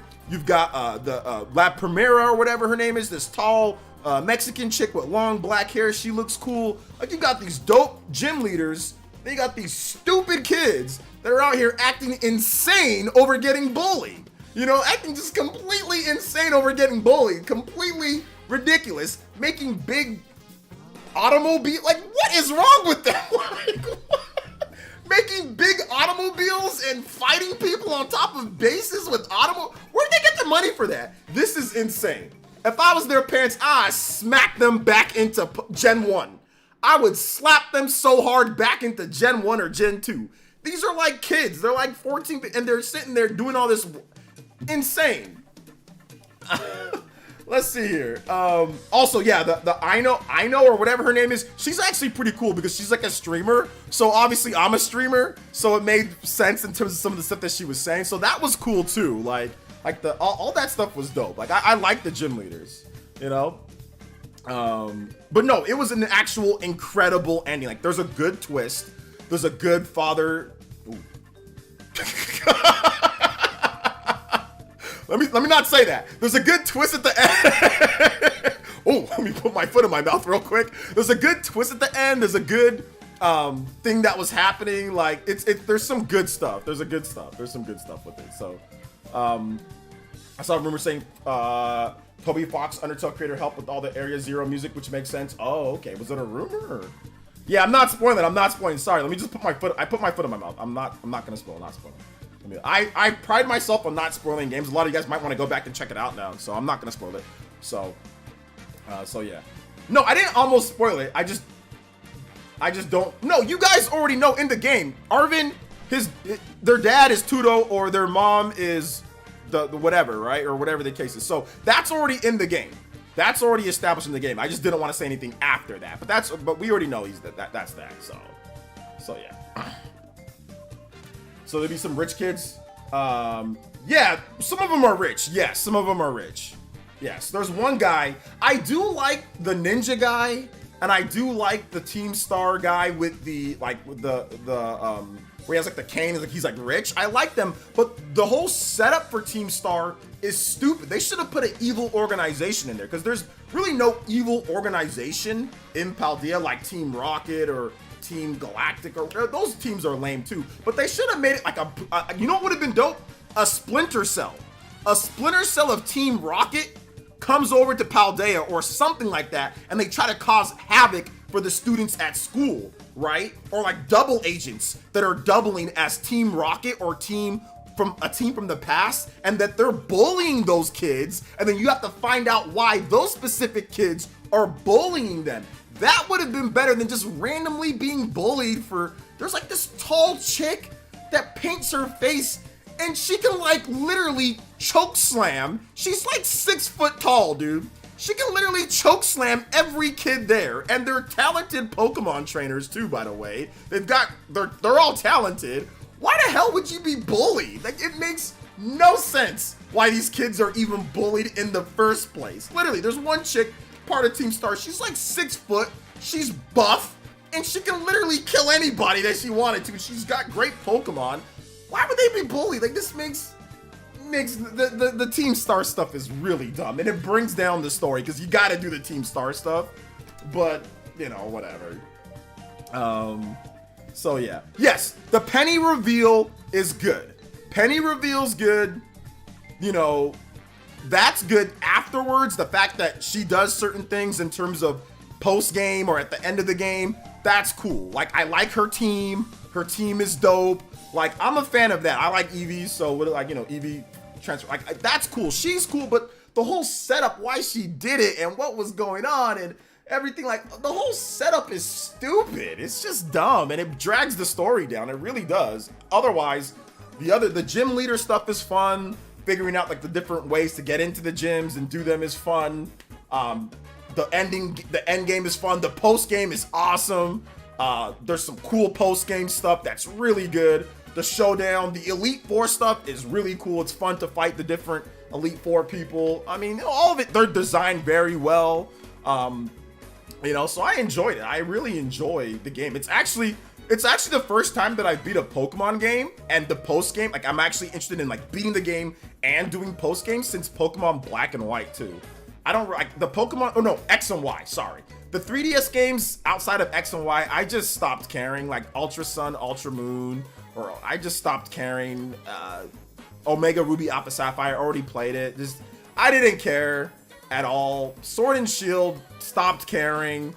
You know, Legends Arceus, that's different. I'm separating that. Diamond and Pearl Remake, stopped playing, didn't care. Already beat that before. So this is the first time that I've actually had legitimate, like, this was like the best some of the story or most of the story and Pokemon game that I really felt like finishing and doing the post game since Black and White 2, or sorry, since X and Y. X and Y didn't even do all the post game stuff. I just was like, whatever. I was kind of done. So yeah, if you can get past the performance stuff is terrible, but if you can get past all that, like I said, play it portable, play it with some split pad pros. It's definitely a bit more enjoyable. Right, and give me the end of IOU. Yeah. Is Houndoom in this one? Yes, Houndoom is in the game. The Arvin stuff is generally sad. I felt so bad for him. Yeah, it's pretty tear jerky. But I mean, you know, he's all right. I like the Team Star stuff. It was different, and the story's outcast kids. That's something I've never seen before, and I felt something.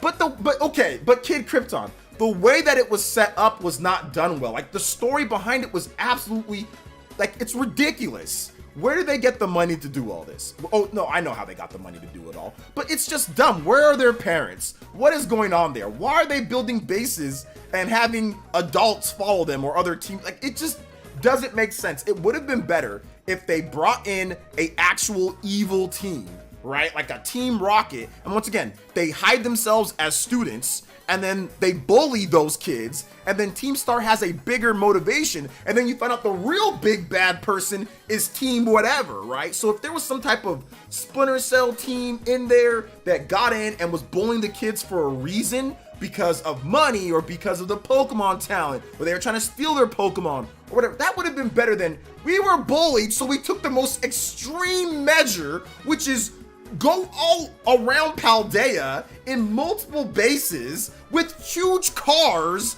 and fight anybody that just doesn't make sense. That does not make sense. I get the outcast kid thing, but that is insane to do that. Do you not see the rationale in that for 13-year-olds, 12-year-olds to do something like that? To build forts and bases outside of all around Paldea and have fortresses to say, come fight me? Like, bro, what? They're not adults. They're not gym leaders. They're kids. Like, gym leader makes sense. You go around, you fight the gym leaders. They're adults, but these are clearly kids dressing up, painting their faces, doing all this weird stuff. Like, no, I get it. Don't get me wrong. Like, I get that you can feel that if you were bullied as a kid, whatever the case is. Like, I get that. But the setup and the story for why they're bullied, what happens ultimately, is stupid. It's dumb. It's super dumb. It can be enjoyable, but it's not great compared to the gym leaders, compared to Area Zero, compared to the ending. Like, it's unbalanced. That's all. You know? We're talking about Pokemon Scarlet and Violet. Yeah, Pokemon Scarlet and Violet. Sword and Shield DLC is really good, but I didn't get around to really playing it a lot. Pokemon evil teams peak in the plasma, Pokemon Black and White. That's what I'm saying. Bring back one of the evil teams, infiltrated Paldea, started bullying the kids. The kids, you know, got bullied so much to the point where they left school. Then that makes sense. But just, we're these super highly talented trainers, although they did train up. Like, they left, like, what, a year and a half ago from when the story starts. And, like, they did take the time to become great trainers. So there was that. But I don't know. I don't buy some 6-foot chick with muscles, wearing like, wearing 13-year-olds old wearing booty shorts and like a Kiss outfit is getting bullied at school by people. Like, no, I don't buy that. I don't buy some ninja master or really like I don't buy all that. You know, I don't buy all that. No. Like, she like literally she like can like kick like stomp a mud hole in you. You know, she's getting bullied to the point to where she goes and builds a base outside and they train for a year and a half. Like, that's insane. Like, that's just wild to me. The benefit of what they did, there's no benefit of what they're doing. Like, the ultimate end goal is not anything that's worth it. You're gonna live out there in the wild. They have these little shoddy forts built up outside there. Like, ew, is there actual real toilets and stuff there? Like, are they camping? That's disgusting. But it's all good. Let's see here. Let's see. Wait, they were getting bullied too? They were all getting bullied. They were all getting bullied. All of them were getting bullied. Let's see. Think you might be overthinking it, OJ? Listen, I had to go through so many of those guys, and that is a big chunk of the story. Like, in order to get to the end game, you have to actually beat all that stuff, and then they shove it down your throat. It's not like it's a small part. Once again, if this was a small side quest, even if it stayed the way that it was, if it was a small side quest and you can figure that out, I'd be like, okay, cool. I wouldn't be overthinking it, but it's actually part of the main game. And it ultimately does pay off as the reward in terms of who you get, like, to help you to do what you need to do. So that's cool.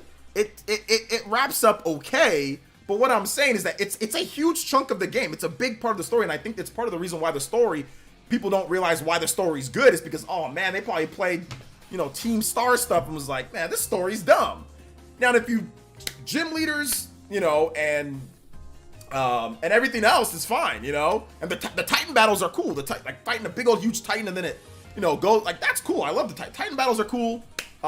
Gym leaders are cool, but that Team Star stuff was trash.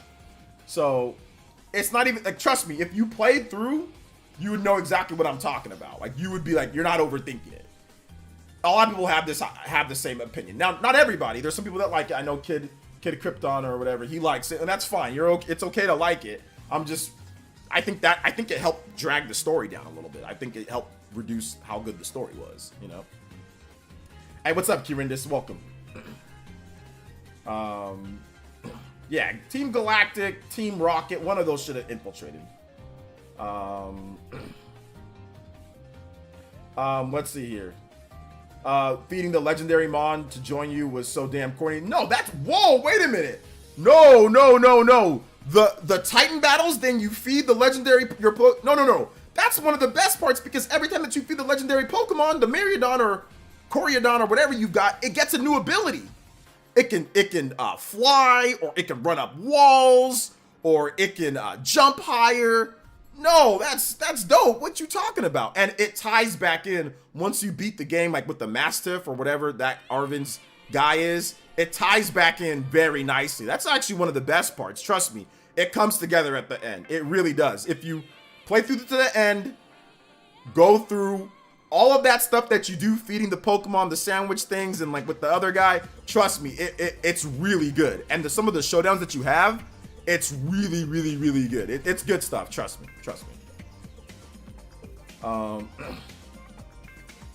Let's see here. The post-game stuff quest with Team Stars. You do the classes. Normal closed versions of them is so different. Yeah, I gotta do all the classes stuff. So I gotta keep on doing that stuff. Haven't got to all that yet. So yeah.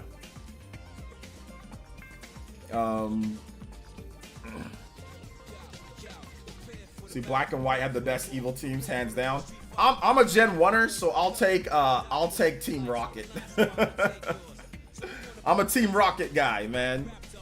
Prepare for trouble, make it double.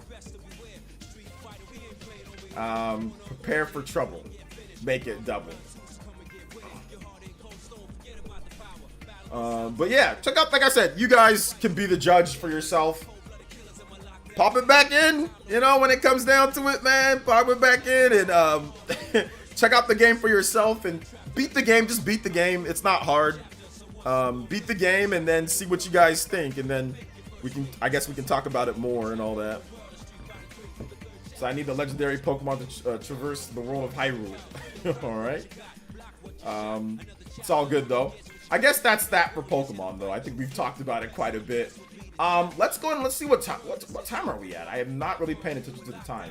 Okay, yeah, we're at 2 hours. Nice. So we're still on our extended stream here. We will extend the stream by 30 minutes. Crispy Tofu with the dog dono says, hey OJ, what is the best way to play Chrono Trigger right now? And it's not on NSO, right? The best way to play is that if you have a PC, just pick it up on PC super cheap. That's the easiest and best way to play it, is just the PC version. So yeah. Thank you for the 35 times. Combo breaker. Thank you so much, man. I appreciate it. OJ, what should I... Oh, if you guys have questions, we will answer questions in comments for the rest of the stream if you guys have them. Tag me at PlayerEssence, hashtag PlayerEssence, just PlayerEssence by itself. More than happy to answer all of your lovely questions. So yeah, thank you Crispy Tofu for the $1. OJ, what kind of player are you? Shiny Hunt, Best Nature, Perfect IVs, Breeding, Complete Decks? Definitely, I will probably be a Best Nature and Breeding. Best Nature and Breeding. That's how I was before. I was a Best Nature and Breeding type of person. So yeah, Complete Decks, I think I'm going to go for that as well. But in the past, I've always been, give me the Best Nature, give me, and Breed. Those were like my two things. Shout outs though, Marco. OJ, what should I get P3 on? Switch or PS5? What one do you think will be worth more down the road? Well, physical wise, P3 on Switch probably. But yeah, I'd probably say that's the best one to get, just so you can play it portable, because like Persona 5 is a really long game. So yeah, I think a portable version would be good. Ever heard of Super Nintendo? No, never heard of it. The yellow Super Nintendo, that's just a Super Nintendo that's just basically has like the chemicals wipe off of it or whatever, so it makes it turn a different color. Gen 1 and Gen 2 Pokemon are so much better villains in modern Pokemon. Miss my rival being a bleep hole. These days the games say I have my rival's best friend. F off of that, they're not. Yeah, these days, yeah, it's definitely more of like they're your friend and all that. Although like Pneumonia or whatever her name is, Pneumonia or whatever, however you say her name, she's actually a pretty cool rival. I do like her. But yeah, she's very competitive and all that, which like most of your rivals are. But yeah, I do like Gary. I mean, Gary Oak was definitely like the dope, definitely the best rival for me. Is it Kies? Thomas? Shout outs, man. Welcome to the stream. How you doing today? What is your favorite Nintendo Switch controller for Nintendo DS controller? Is that the best thing you ever bought? Favorite Nintendo Switch controller for Nintendo DS controller? I don't know what that means, Jude. Psychotic says, all right, thanks, OJ. That's what I thought. It's all good, man. Yeah, Switch would probably be the best option on there. Unless you're like really into trophies, but, you know, whatever. Team Plasma. Shout out to Team Plasma. Let's go. The old games move so slow too. Like there's so many quality of life options in the new games. Like it's kind of hard to go back to the old games. Like where you can't access all your Pokemon. Like you got to go to like a Pokemon Center to access your Pokemon. That sucks. That sucks. Pneumonia, whatever her name is. I don't know. I don't remember what her name is. I'm gonna put you in timeout. We're gonna time you out for about 10 minutes, okay? Just take a timeout for about 10 minutes, bro. The only way I could do that was if Nintendo would just release it in a free GA. I don't know what you're talking about, Jude. So I mean, I don't know what you're talking about, bro. Yeah, Black and White story's good. Black and White 2 story's really good. I think I still like Pokemon. Maybe it's recency bias, but I think I still like the ending to Pokemon Scarlet and Violet is just lit, man. It's just so good. The ending's so good. I'm getting onto the DLC now, and I'm already enjoying it because I caught a, what did I catch? I've been catching a lot of different Pokemon in the, I know the Indigo Disc is better than the Teal Mask, but it's just good to go to a different area and be able to access either one of them. And I'm finally getting into like the raids now. Getting into like the 4- and 5-star raid battles, which are fun. So I gotta do more of that. I saw a shiny Dratini and then for some reason, I didn't go get the shiny Jatini because like, there's like a mass outbreak. Yo, the cool guy with the 21 Unavudos. Hey! Man, Pokemon games seem to have been gangster back in the day. But they were the fun. Scarlet one, it was like they were all over the place. Yeah. But it would have been nice to see a new gangster crew or something. Yes. But been working on these trailers. Also, good evening. Shout outs the cool guy. I know you're gonna do some great work. My man, the cool guy, hitting us with that $21 dono, pulling the prices right on that cent. Oh man. Oh man, the cool guy. Thank you so much for the support, dude. You guys give my man, the cool guy, some love. Big $21 dono, becoming the Hokage and Stream Ninja. Let's get it, baby. Thank you so much for the support, the cool guy. Thank you guys for the support today, man. It really means a lot as we head towards a huge 2024. If you have your questions, feel free to tag me at PlayerEssence, hashtag PlayerEssence, PlayerEssence by itself. We also have a 37 times combo. At 40, we will extend the stream by that hour. Let's go. Let's see here. Who is better, Nintendo Prime or Switch Force? They're both better. How about that? They're both better. They're both besties and the best. Shout outs though, the cool guy. Appreciate you. Hey OJ, I got a code for Mega Man X Legacy Collection 2. I'm not sure if it works, but could be a giveaway for a New Year's stream. Yes, if you guys have stuff that you guys want to give away for the New Year's stream, feel free to DM me it on Twitter. Just let me know what it is and what system, or you can email if you don't have Twitter, and I'll be more than happy to let it know in your name, and we'll say, hey, this is from whatever. But yeah, I definitely want to have like a new giveaway every like hour or two that we do the stream giveaways. So I'm going to be stocking up on a couple games myself to give away. Some eShop cards and stuff like that, some $5, $10 ones, some surprises here and there.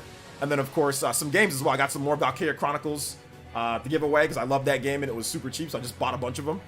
So I got more Valkyria Chronicles to give away. And yeah, absolutely. Mega Man X Legacy Collection. Let's do some giveaways. If you got them, let me know.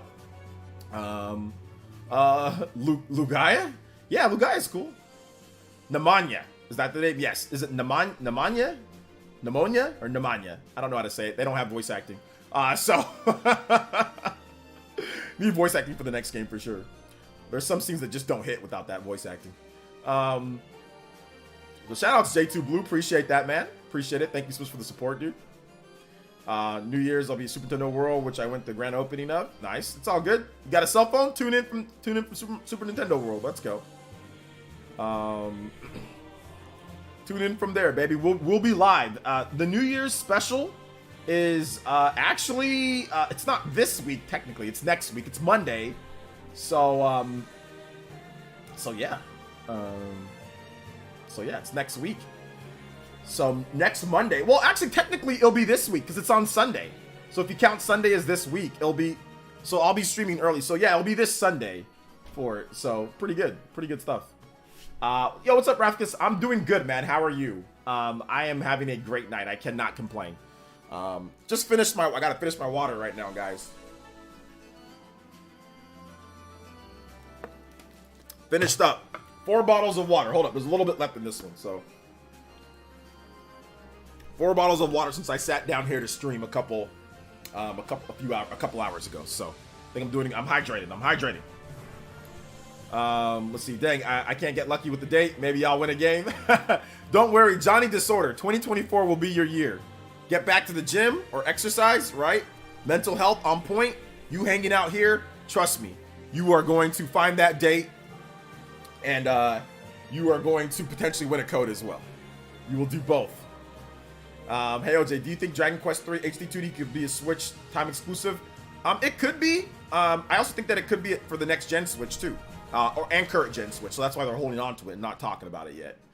So I think those are also possible as well. I paid top dollar for a rare Lugia card, OJ. I spelled it wrong, my bad. No, it's all good. Hey, Rena Habag, welcome to the stream, young lady. How are you doing today? Welcome. Rena Habag is here. Elite Ninja Hokage is here. Rena Habag, let's go. PS5 or Xbox Series X, both of them. They're both awesome besties, sit cool consoles. They're both besties. Exactly the plan. Well, less worried about the date anyway. There you go. Less worried about the date, worried about yourself. Do what you need to do at your job or at whatever you're doing, whatever you're working on. Whatever the case is, work on yourself in terms of exercise, eating better, all that good stuff, and all that other stuff will fall in place, you know? All fall in place. Felipe says, hi, OJ, I'm a Nintendo Prime enjoyer. How to stop dreaming about Switch 2? I don't know, man. Nintendo Prime and Switch 2, man. Those are like, they're like the dream team, the tag team forever. Between this man and Switch 2, he's definitely obsessed. I think he definitely goes to sleep thinking about Switch 2, wakes up thinking about Switch 2, Switch 2, Switch 2, Switch 2, Switch 2. So I don't know if there's anything that I can do to help you. For the Nintendo Prime enjoyers out there, I don't know if there's anything that I can do to help. You might just be screwed until the Switch 2 actually comes out. Or they announce it. What do you think of Metaphor Refantazio? Check out my top 25 JRPGs Nintendo Switch games that I'm like most anticipated. Check that out. And I have Metaphor Refantazio on my list. But where on my list is what I will let you figure out. I think it's Strauss. I'm looking forward to the game. But where and how much I'm looking forward to the game, check out my video and you will know. You will know. But yes, I'm looking forward to it for sure. It's looking like a good game. It's looking like a really good game. So yeah, check out this video here. Put it in your watch later, and then you can see more about what I think about that game. Also, I have more of a video. I actually talked about Metaphor Refantazio. I'm glad that you brought that game up. I made an individual video on it as well. So if you want to watch what I think, like my full thoughts on the game, is also right there. So I've got a compilation, my things that I'm looking forward to the most, and I also have Metaphor Refantazio, like my thoughts on the game, like after they showed it more and all that. So yeah, I'm looking forward to it though. It's a good game. It's looking like it's gonna be incredible. Hey OJ, Pokemon Legends game that takes place in Unova and explores the original Dragon or the brand new Unova game, Black and White 3 basically. Yeah, that'd be dope. I'm anything Pokemon Legends I'm down for. So yeah. Let's see, Nintendo Prime and Switch Force loves Switch 2 and fake rumors and leaks. That's true. I can't sit there and say that I don't though, because I've definitely been in that boat before, but I just decided to just chill on that. I decided to chill on it, you know? My best Nintendo system are GameCube and Switch. Also, what's up, OJ? What's up, Neo Anderson? Yes, those are definitely some of my favorites as well. Super Nintendo, GameCube, Switch, 3DS.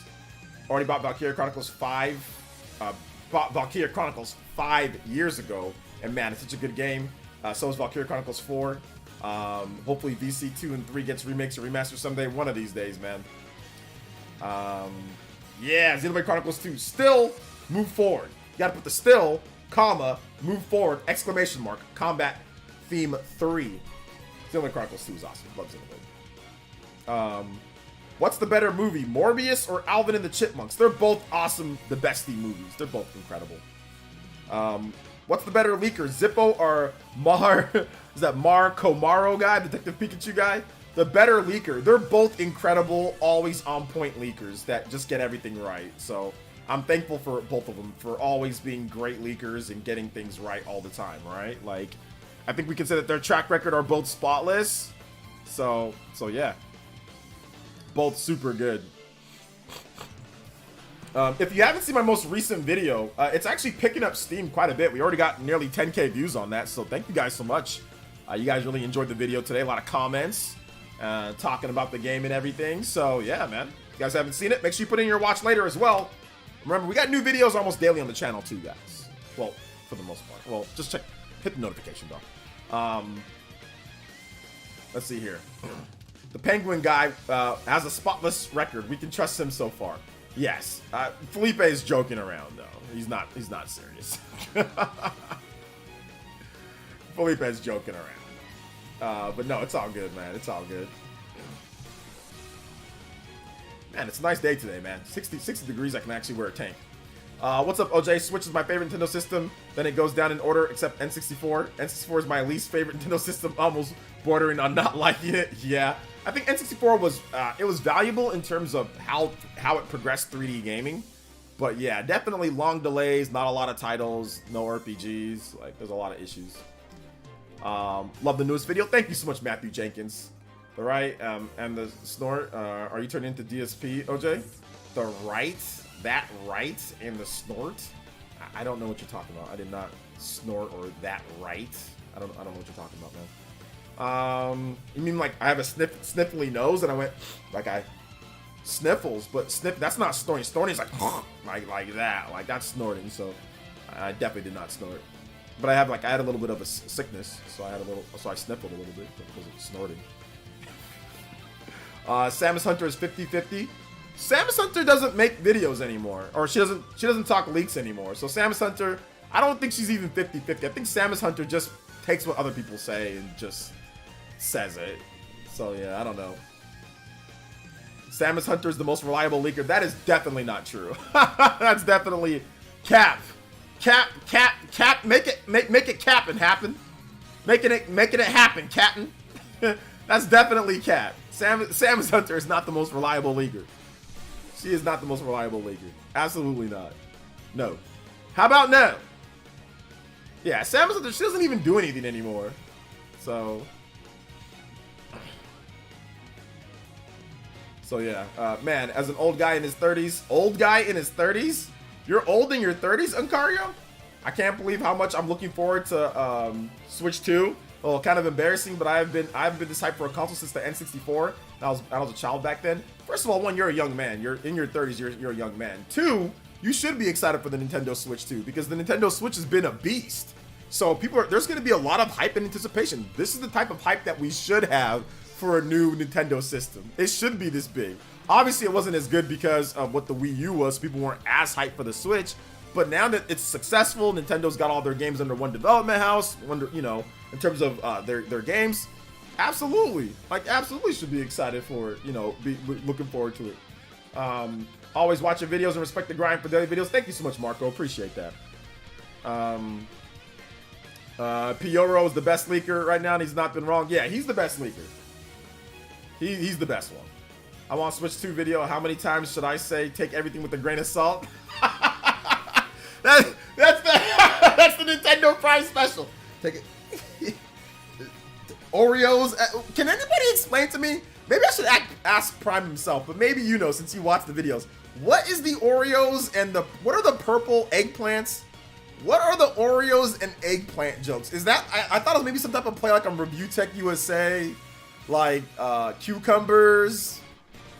What is the Oreos and eggplant joke? I don't get it. I don't think he's a Kid Icarus fan. So I mean, eggplant Kid Icarus, I get that, but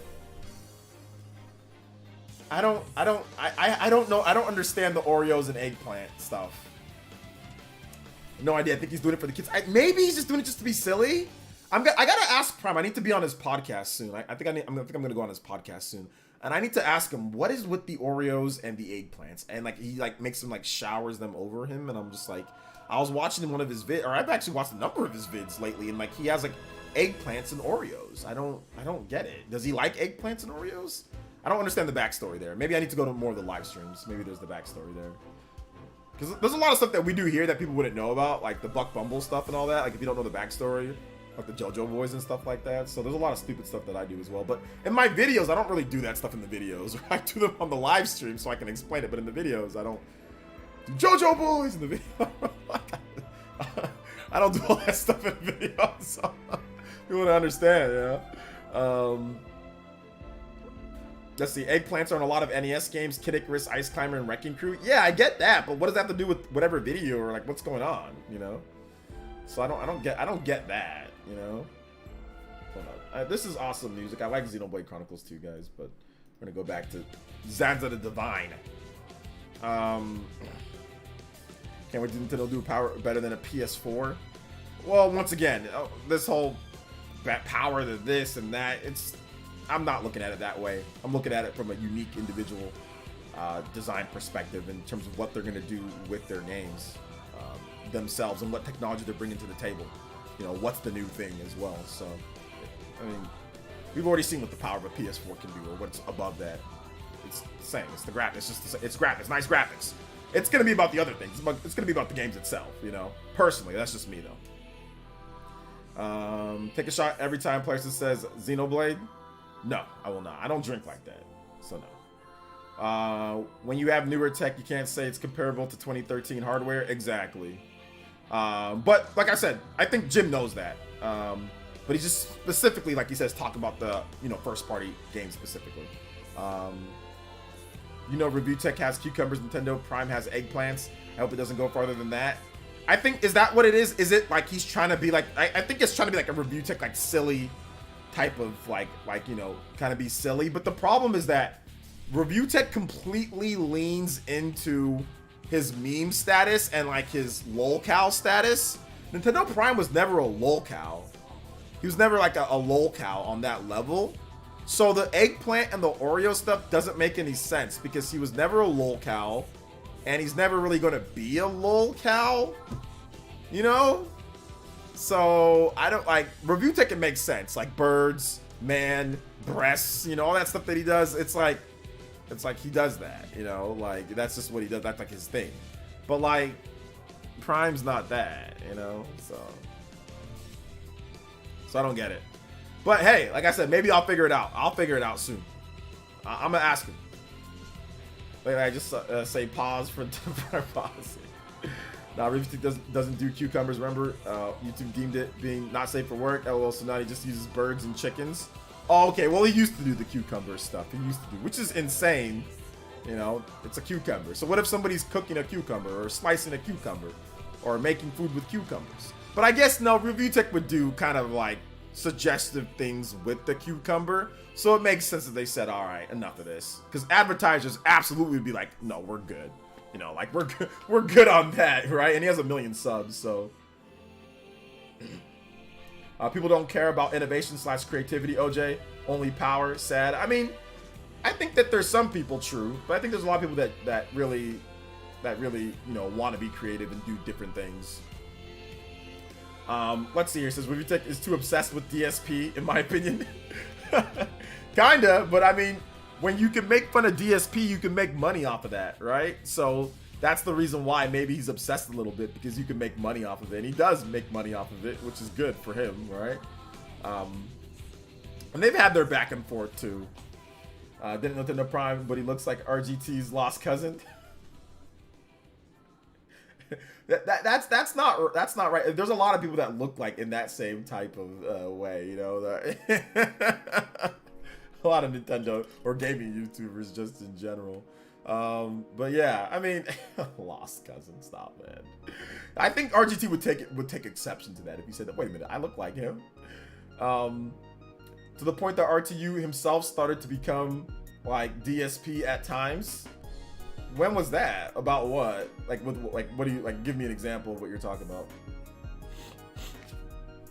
Let's see here. OJ, you will get 500 million, but you can't measure the circumference of your car's wheels for 2 days. Dude, I don't know what the hell you're talking about, bro, but all right, cool. Let's see here. He could be DSP's cousin? Who could be DSP's cousin? Who could be DSP's cousin? You out here talking about DSP's cousin? Samus Hunter's the most attractive leaker, however. We've never seen her in terms of her actual pictures, so you can't say something like that, Commander DMB. RGT could be DSP's cousin? I definitely don't think RGT is DSP's cousin. No, I don't think so. I don't think so. Maybe long lost cousin? I don't know. Maybe they're both from the East Coast and all, and in somewhat close areas, but I mean, I don't think that they're related at all. But it would be interesting if they were, like, distant relatives. I think, once again, RGT would be upset with that. He would definitely not want that to be pushed as a narrative anywhere. So yeah. He wants eggplant flavored Oreos. Psychotic Assault, does he actually want eggplant flavored Oreos? That's wild if he actually wanted that.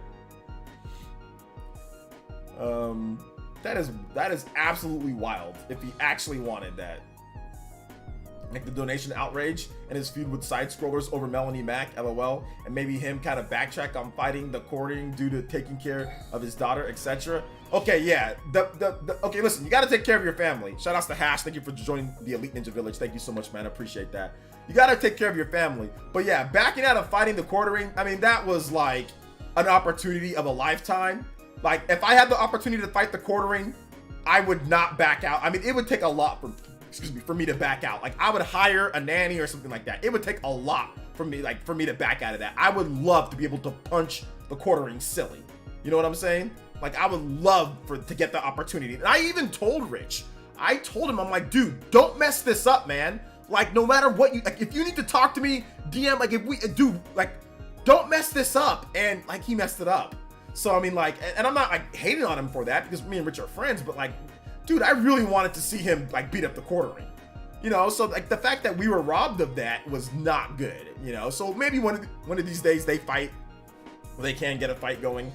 In terms of the donation outrage, I did see that situation that was going on with that other guy.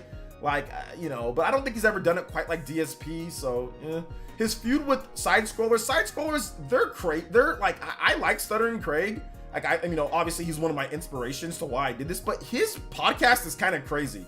Like, Melanie Mac and, like, Rageaholic, like, Razor, like, these people are kind of out there, you know, and listen, they try to be all neutral and stuff, but they're kind of crazy. So I kind of had to unsubscribe. You know, like I said, I like, you know, I don't have a problem with their podcast and them doing what they want to do. Like, that's cool. They're growing. I think they're like at 60K. I checked the other day. They're growing, and I'm happy for Stuttering Craig. I met him a long time ago. I met him back in his Screw Attack days at the GT Film Fest, and he gave me great advice. And, like, you know, like, I don't dislike Craig. I wish him all the best. And I've spoken with him in emails and other things. But this podcast is kind of crazy.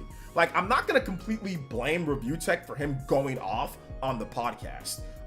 They're kind of crazy. They're kind of crazy. And Melanie Mac is crazy. She's kind of crazy too. So, like, I don't blame him. Now, did he go too far? Did he go too far? Yes. He went a little bit too far, and he got a little bit crazy. I think that there's blame to go on both sides, but I don't 1000% fault Rich for that. But I think you're simply just saying that fact that he had a beef with the Side Scrollers podcast, you know? So yeah. No, I don't watch Video Game Donkey, no. P, when are you gonna rain eggplants down on us? Yeah, not gonna do that. Do you want a big house level in the next Mario game? Sure, why not? So yeah, Melanie Mac is worse Sniper Wolf and Pokimane. Yeah, absolutely. I mean, like, Pokimane is not as bad as Sniper Wolf and Melanie Mac. Pokimane's like, if there's like tiers of trash, Pokimane's like, if 5 is top tier trash, Pokimane's like a 2 or a 3. She's like a 2. She's not the worst. Sniper Wolf is like grade 5. Melanie Mac is like grade 4, grade 5. She's like between the two. But if you had, like, but there's also trash, like, let's not just keep this, there's trash male streamers too that are just as bad, if not worse, as well. There's terrible male streamers that are in the 5 trash tier and all that, so there's plenty. What happened with Review Tech getting mad?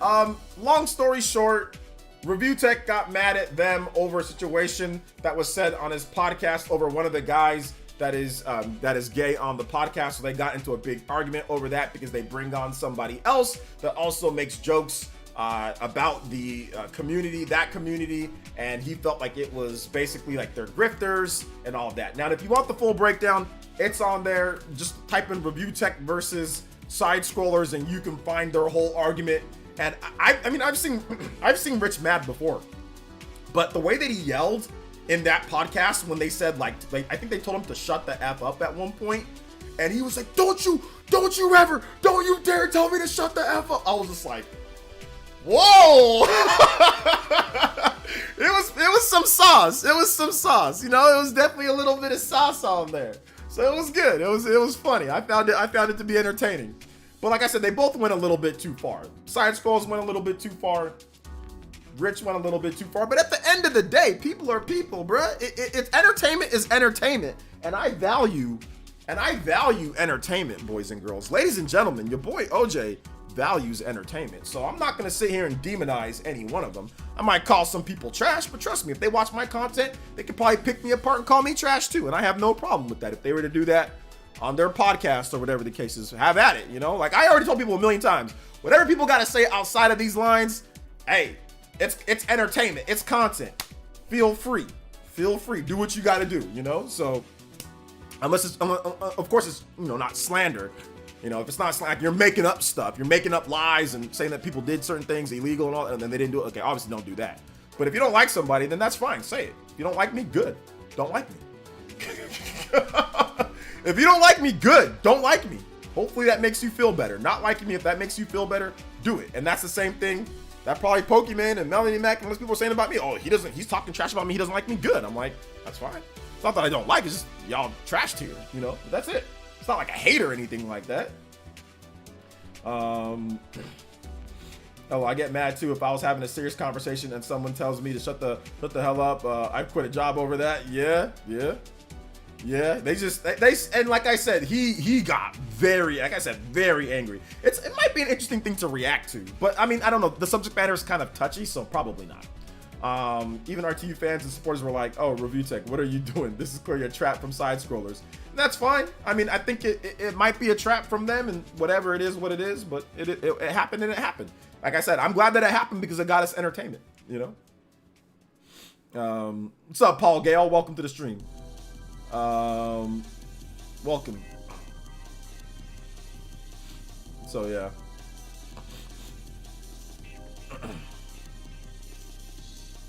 Says, well, don't get me wrong. I hope it's best for his daughter, but in my opinion, if that's the case, then he shouldn't have even started asking for a fight in the first. That's what I'm saying. Like, you got to take care of your family, take care of your daughter. That's fine. Take care of her, but like, you can't ask for a fight, you know, at all. You know, but I mean, he had a good reason to not do it, but I still think that he should have done it. Like, I still think he should have found a way to get it done. To me, in my opinion, he should have found a way to get it done. I think that would have been a bigger fight than even Boogie and Wings, because Boogie and Wings, they don't actually have any beef. They just did it because they're both fat. They're both really fat, and they're both lolcows. And Keemstar did it to do that, to get them, to hype them up for the new business that they're doing with the Lolcow podcast. Review Tech and the Quarterly actually hate each other's guts. So that would have been like, when you put hate and anger in there, oh my God, you could unlock like the gates, like Rock Lee. I've fought people that I don't hate, and I will hold back on purpose. There was one time in my life I fought someone that I truly despise. I truly despise this guy, and I fought him, and I did not hold back. There's been one time in my life that I never actually like held back. Like, in fights, you don't hit, like, I never hit people as hard as I can in fights. One, because I don't want to break my hands, but two, you know, like, I don't want to kill anybody, because you can kill one wrong punch, one wrong hit, you can kill somebody. So you got to obviously protect yourself, but then at the same time, you don't want to do something too crazy. There was one guy, Malcolm. Remember I told you guys, the guy, for those who that remember, the guy that tried to shoot me when I was in junior high? I hated that dude. Like, I really disliked that guy. And I hit him with almost everything I got. I put a fat welt on the back of his head. That's why he tried to come there to shoot me. Because I choked him, slammed him down to the ground, then like hit him like 5 times before he tackled me and like got on top of me, and then people came and broke us up. So he got bodied. So yeah, he was very angry at me. But dude was making fun of me all year. The whole year. Team Star, he was bullying me. I didn't go build a damn base. You know what I'm saying? And do all that. He was bullying me all year. All year he was bullying me. From the beginning of the year, since he was a transfer student. He moved from like Mississippi or something. He moved from wherever. He came there and started bullying me. Dude, I had been there. He started bullying me instantly my 7th grade year. You know, or no, my 8th grade year. I had been there since the end of 7th grade at that school. 8th grade year, I had been there, so I had tenure. The fact that he came there and started bullying me or trying to bully and make fun of me was ridiculous, because one, I wasn't a punk. I was growing. I mean, I think I was like 5'6" or something like that. 5'6", something like that. So it wasn't like I was short, you know, at that age or anything like that. And it wasn't like I was weak. I played football. I was aggressive. And this dude tries to bully me, tries to push me, tries to punk me. I'm like, dude, like, stop. Like, I didn't want to fight him or anything like that, but he'd constantly be bullying me all year.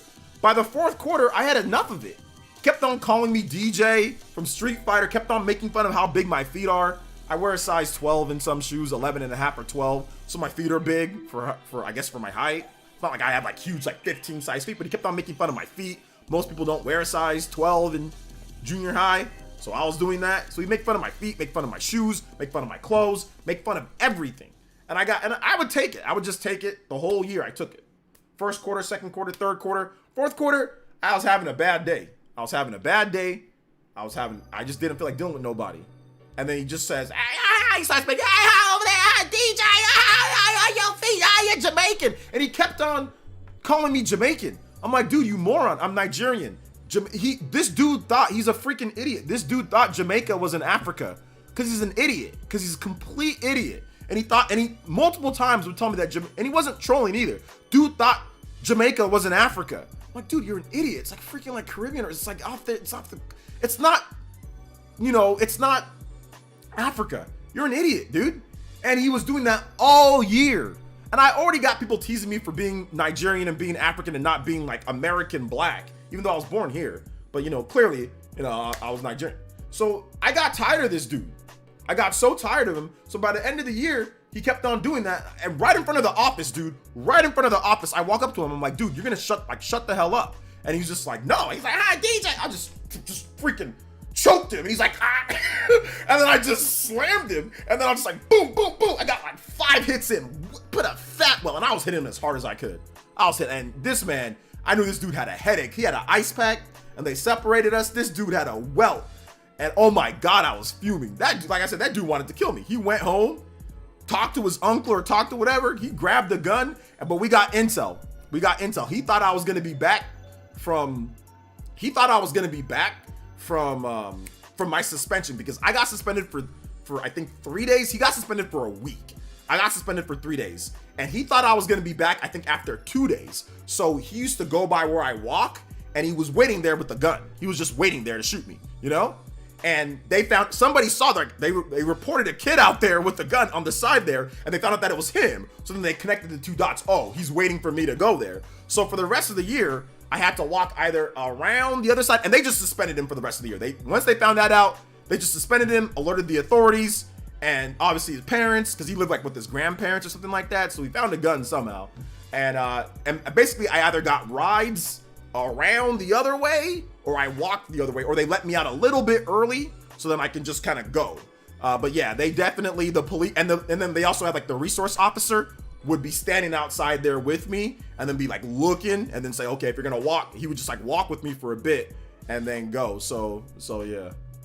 So they basically, yeah, I think they actually took him to juvie. They took him to juvie for a while. They obviously, found the gun, or I heard that they confiscated the gun. Like the police went to his house, confiscated the gun, and all that stuff. So yeah.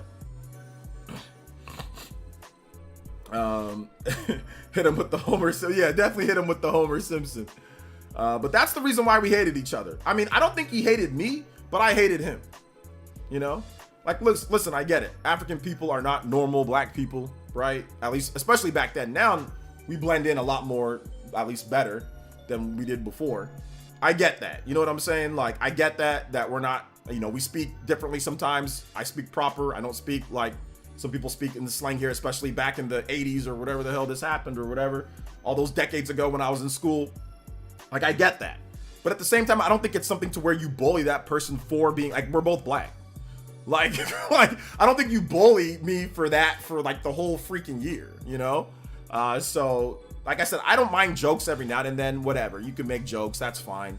I have no problem with that. I've heard my number of jokes, and that's fine. But the dude was it was just too much, and I told him to stop a bunch of times, too. So I said, it's not funny anymore, So yeah. That's the story with the bully with the gun. Yeah, the guy went and got a gun. I mean, but he was like hood black, like ghetto. So it doesn't surprise me that he went and got a gun. It doesn't surprise me that he went and like got a gun and tried to shoot me. Like he was gonna, I think he was gonna kill me. So yeah. No, he didn't hate me before. Sorry. He didn't hate me before we got into the fight. Now, afterwards, I think he might have hated me because he got beat up in front of, there was like a couple of girls and stuff in front of the office. Like he got beat up in front of a few people. So I think, he hated me, but I'm just saying before the fight, I think he was just roasting me. That's just what people did back then. You just roast somebody just for fun, So I think he didn't hate me before then. I did not like him. I definitely kind of hated him, At that time, I was, whatever. Like I was definitely not the most emotionally stable at that age because I was still young. But I was okay. Like I was okay, but still though, like all year, like I can take a few jokes. Hell, I can take it for like a quarter or two, or even every now and then. But like every day, like every single day for a whole year. It's like, no, that's enough is enough, you know? Every day for the whole year. Like the only times that he didn't is like when he was not at school because he was disgusting. Because the dude was absolutely disgusting. He would do like earmuffs for the kids. He would like run, I don't even want to say it. Anyway, he had a cousin that also went there, a tall guy. He had a cousin and they would take girls and do things to them, all the same age, right? Or slightly older. It's just like nothing illegal, but it was still, they were disgusting. Like, and they would come and talk to us about it. And I'm just like, y'all, first of all, one, we're young. First of all, y'all weird as hell. Y'all doing that. Second of all, you don't know what these girls have. Third of all, aren't you guys scared y'all gonna get like, we all went through sex ed. Like, y'all crazy. So they were disgusting too. I'll just put that out there. So, and like I said, how old were we? We were in 8th grade. We're in 8th grade. Like, ew. Like, at that age? Ew. With someone else? Ugh. Oh. Oh. Oh. Like, I get it. You know, go get a kiss at a movie theater or something like that, or go hold hands or peck on the cheek or something like that. But doing all that in 8th grade? That's nasty.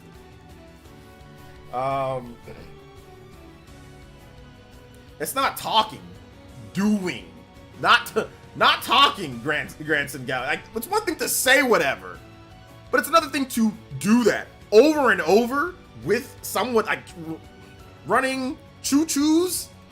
That's disgusting. At that age, that's insane. No way. Choo-choos at that age? Like I said, we're 14. We're 13. No, we're 13. We're 13 years old, dude. We're 13. That's insane. Yeah, I'm trying to keep it to where it's not like so graphic, but I think you guys get the point. Yeah, like movie theater, like whatever. That's fine. No big deal. That's fine. But like, oh, that's too much. Good thing I never had a bully. I guess my looks and personality says handle with care. Nice, SK. Hey, what's up, Anthony Cooper? Not in front of the women. Oh yeah, getting an ankle broken basketball. Good stuff. Yeah, there was a couple girls, and there was like a teacher or two, and like they broke it up, and he's like, let me at him, yeah. And I was standing like Goldberg. I was like, oh my god, I was fuming, dude. I was so fuming. I was standing like Goldberg, dude. I was like this, and then when I went and explained to them what happened, see, back then, like, you weren't allowed to pick on people like that. Like, if you defended yourself that way, like, you'd have leniency. Not in today's day. Like, if you fight, it can be expelled, or it can be both of you guys. It doesn't matter who started it or whatever for the most part. But back then, if you had a good explanation why you whooped someone's butt, it was okay. Like, there were times I got into a fight, and it wasn't my fault. And I got suspended for the day. I got sent home. They brought back the next day. Now, today's day, obviously, would never happen. But back then, if you could explain why you beat somebody up, it was okay. It was perfectly fine. I was like, oh, well, that person did this, as this, and this to me. That's the reason why I swung on him. And they're like, all right, 2 days. So they're like, all right, 2 days. You know, now it's different. But back then, nah.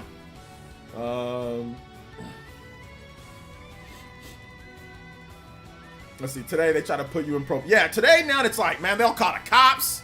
Bro, they'll call police. They'll get you arrested. You'll be get on the ground. They'll pull a gun on you. They'll hit you with some mace. Now you fight today's day, bro. It's like, I'm exaggerating, but y'all know what I'm talking about.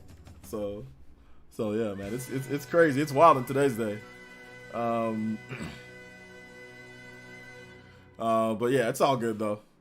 Anyway, by the way, RTU debate with Travis was even more wild. Oh yeah, I saw that too. Travis dude's a weirdo and kind of a Dumbo even.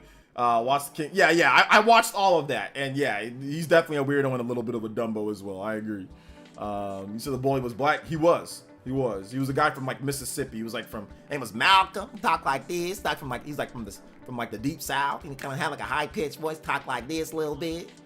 I'm just like, I said one thing back to him. I'm like, dude, you talk like, I think I said you talk like a little B going through the first period.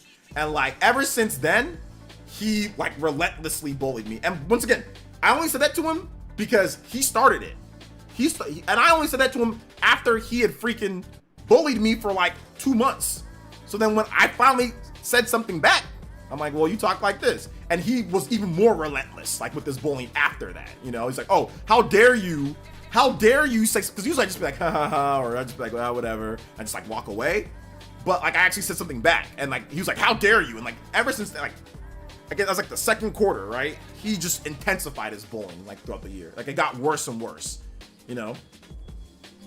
Like one time, you know, like my mom used to own a store, and you know, this one really pissed me off because I'm kind of a mama's boy, right? And there was like one of my teachers had like an article from my mom. My mom was in the newspaper for one of her like her store, right? Because she sold like arts and crafts and stuff like that. And you know, I was pretty happy about, oh yeah, my mom's like on one of like the news walls things. And like he started making fun of her. Like he started saying like, oh, like African, like making fun, like, you know, making sounds and stuff like that were like a mix between Native American, Jamaican, and like just complete moron. It was like a mix of just, he has no idea how Nigerian people are or their music or anything like that. He just did default sounds. And like he did that in front of a couple people. And that really made me angry. Like that, I think he did like in the second or third quarter. That really made me mad. It's like, okay, it's one thing to talk about me, but like this was like my mom's like nice moment that she got into the paper, and she was, you know, like she was being honored for her work that she's done or that what she offers. And I was happy about that. And for him to make fun of it like that, that's one thing that kind of made me like hate him. I think it was like that's when I started like hating him. It's like it's like it's one thing, like I said, to go on me, but then it's another thing to like my mom, you know, like nah. So that's why I think I started really hating him, and I thought like I'm gonna swing on him at some point. I'm thinking to myself like, but I had to be careful because I already got expelled. The reason why, if y'all wondering why it took me so long to swing on this dude, I already got expelled. I got expelled in 7th grade. Had to go to Opportunity. Had to go to a place that's like the school for bad kids for 2 quarters. Then I went back to I went to a new school. So then my 8th grade year, it's just 7th and 8th grade. It's not a middle school, just 7th and 8th grade. So I'm trying to be clean, you know? I'm trying to be clean. I'm trying to stay out of trouble. So anytime this dude says something to me, I'm just like, all right, sticks and stones, you know? And I'm just trying to walk away. I'm like, I can't get into any fights because if I get into a fight, they're gonna expel me. I'm like, those are my permanent record. Like I can't get into fights. So I'm just like, ugh. But that's the reason why it took me so long. I probably, if I didn't get expelled the first time and I had a clean slate, I would have swung on him like after like the first couple weeks, you know? But I had to hold it in because I already got expelled once in 7th grade, and I wasn't trying, and I got in trouble. Ended my 7th grade year. I got in trouble for saying something to somebody. I got in trouble. The girl like stabbed me with like a pencil. She like tried to stab me. She's like, and I was like, oh snap, you know? And like I got in trouble for that. Okay, so I'm thinking to myself, I'm gonna get expelled, and then I'm not gonna be eligible for sports, and then it's gonna be a problem for me going to high school and all this other stuff. So, you know, I didn't want to do anything because I didn't want to get expelled. But I'm like, nah, that was like, I didn't hit him after that though. I didn't hit him. I just thought like, if he keeps this up or if he does it again, I'm gonna swing on him. If he does it again, I'm gonna tackle him. I'm gonna like body slam him. But he never did it again. I didn't tell the teacher either, but he never did it again after that. So I'm like, he's lucky he didn't do it at that point. So I'm like, all right, I'll just let it slide. You know? Yeah, exactly. That's what mom, he's got to cast the hands. Yeah. Especially at that age too. Like I said, we're young. So, and that guy gives me the Mississippi a bad name. No. It's just one random guy. I've met other people from Mississippi and from the South and from places like that, and they were cool to me. Like when I was in college, like when I played football, there's a lot of guys from like North Carolina, South Carolina, Mississippi, stuff, and they were cool. I mean, there were some of them that were kind of trash, but a lot of them were cool to me. I mean, there's been people from here from California that were terrible to me too. So I don't really think it's based off of, you know, where. But I see what you're saying though, because you know you're from the South and all that. So where the hell you go to school? Everyone's trying to kill you? No, everyone wasn't trying to kill me. It was just that one guy that tried to kill me. Just that one guy. I mean, just that one guy that wanted to kill me. If I didn't hit him though, he never would have wanted to hit me or like kill me though. So if I just was able to keep my anger in check, then he wouldn't have wanted to shoot me. You know. So there's also that. So yeah. But it's all good though. But yeah, we kind of went over a little bit on time here, guys. So we're gonna wrap it up here. Make sure you guys hit that like button before you go. Check out my most recent video. If you have not seen my most recent video, it just hit 10K. So that's what notification I got. So thank you guys so much for watching my most recent video. I appreciate that. Thank you guys for the donos. Thank you guys so much. I appreciate that. 37 times combo count. We actually extended the stream out even further than the 30 minutes. So thank you guys so much. Shout outs to the cool guy for the Hokage. Also the Vadsent as well. Crispy Tofu, Chris Gamer ST, Enrique, Vice, Anderson Blitz, Phil. Thank you so much. Kevin the Speedster, Devastator, Johnny Disorder. Kevin the Speedster, Holiday Greg. Thank you for all the memberships. Appreciate that, guys. Shout outs to Jacob Dressback and Servo, both gifting 7 members each. So 14 members gifted total on this stream. Let's keep that up. Let's go, guys. Thank you guys so much. 20 sponsors, new sponsors, and resubs. Sponsors and resubs total, 20 new sponsors and resubs total. So thank you guys so much for your tips. Thank you guys so much for your donations. Thank you for your super chats as well. Thank you for your sponsors. I appreciate that, guys, for real. Thank you guys so much for your support. I'm not sure if there'll be a video tomorrow. Maybe. We'll see. I think I'm just going to hydrate and sleep, then maybe make a video in the morning. But we'll see. But thank you guys so much for coming out to the stream today. Seriously. Thank you guys so much. And check out the vid. I talked about Chrono Trigger 2 potentially being a possibility. Talked about Nintendo Switch, Xenoblade Chronicles X, big Wii U port potentially coming through. So check out that video if you guys have not seen it yet. Or if my other videos, maybe you missed over the Christmas holiday period. Thank you guys so much. Hit that like button on the way out. Thank you guys. You guys have a blessed evening, morning, wherever you are, night. And take it easy. Take it easy. And we'll see you guys back tomorrow for more streaming right here on PlayerEssence. Yes, sir, Jerion. Yeah, you had to talk about the mom, too. So we had to give him the 5-piece. We gave him the 5-piece with the choke slant. The bucket, the biscuit, large tea, no napkins, baby. No condiments, no napkins whatsoever. Disrespectful. Yo, shout outs. Thank you so much, Jerion. Appreciate that. Good night, guys. Take it easy. Love y'all. We'll see you guys tomorrow, okay? All right. Peace out.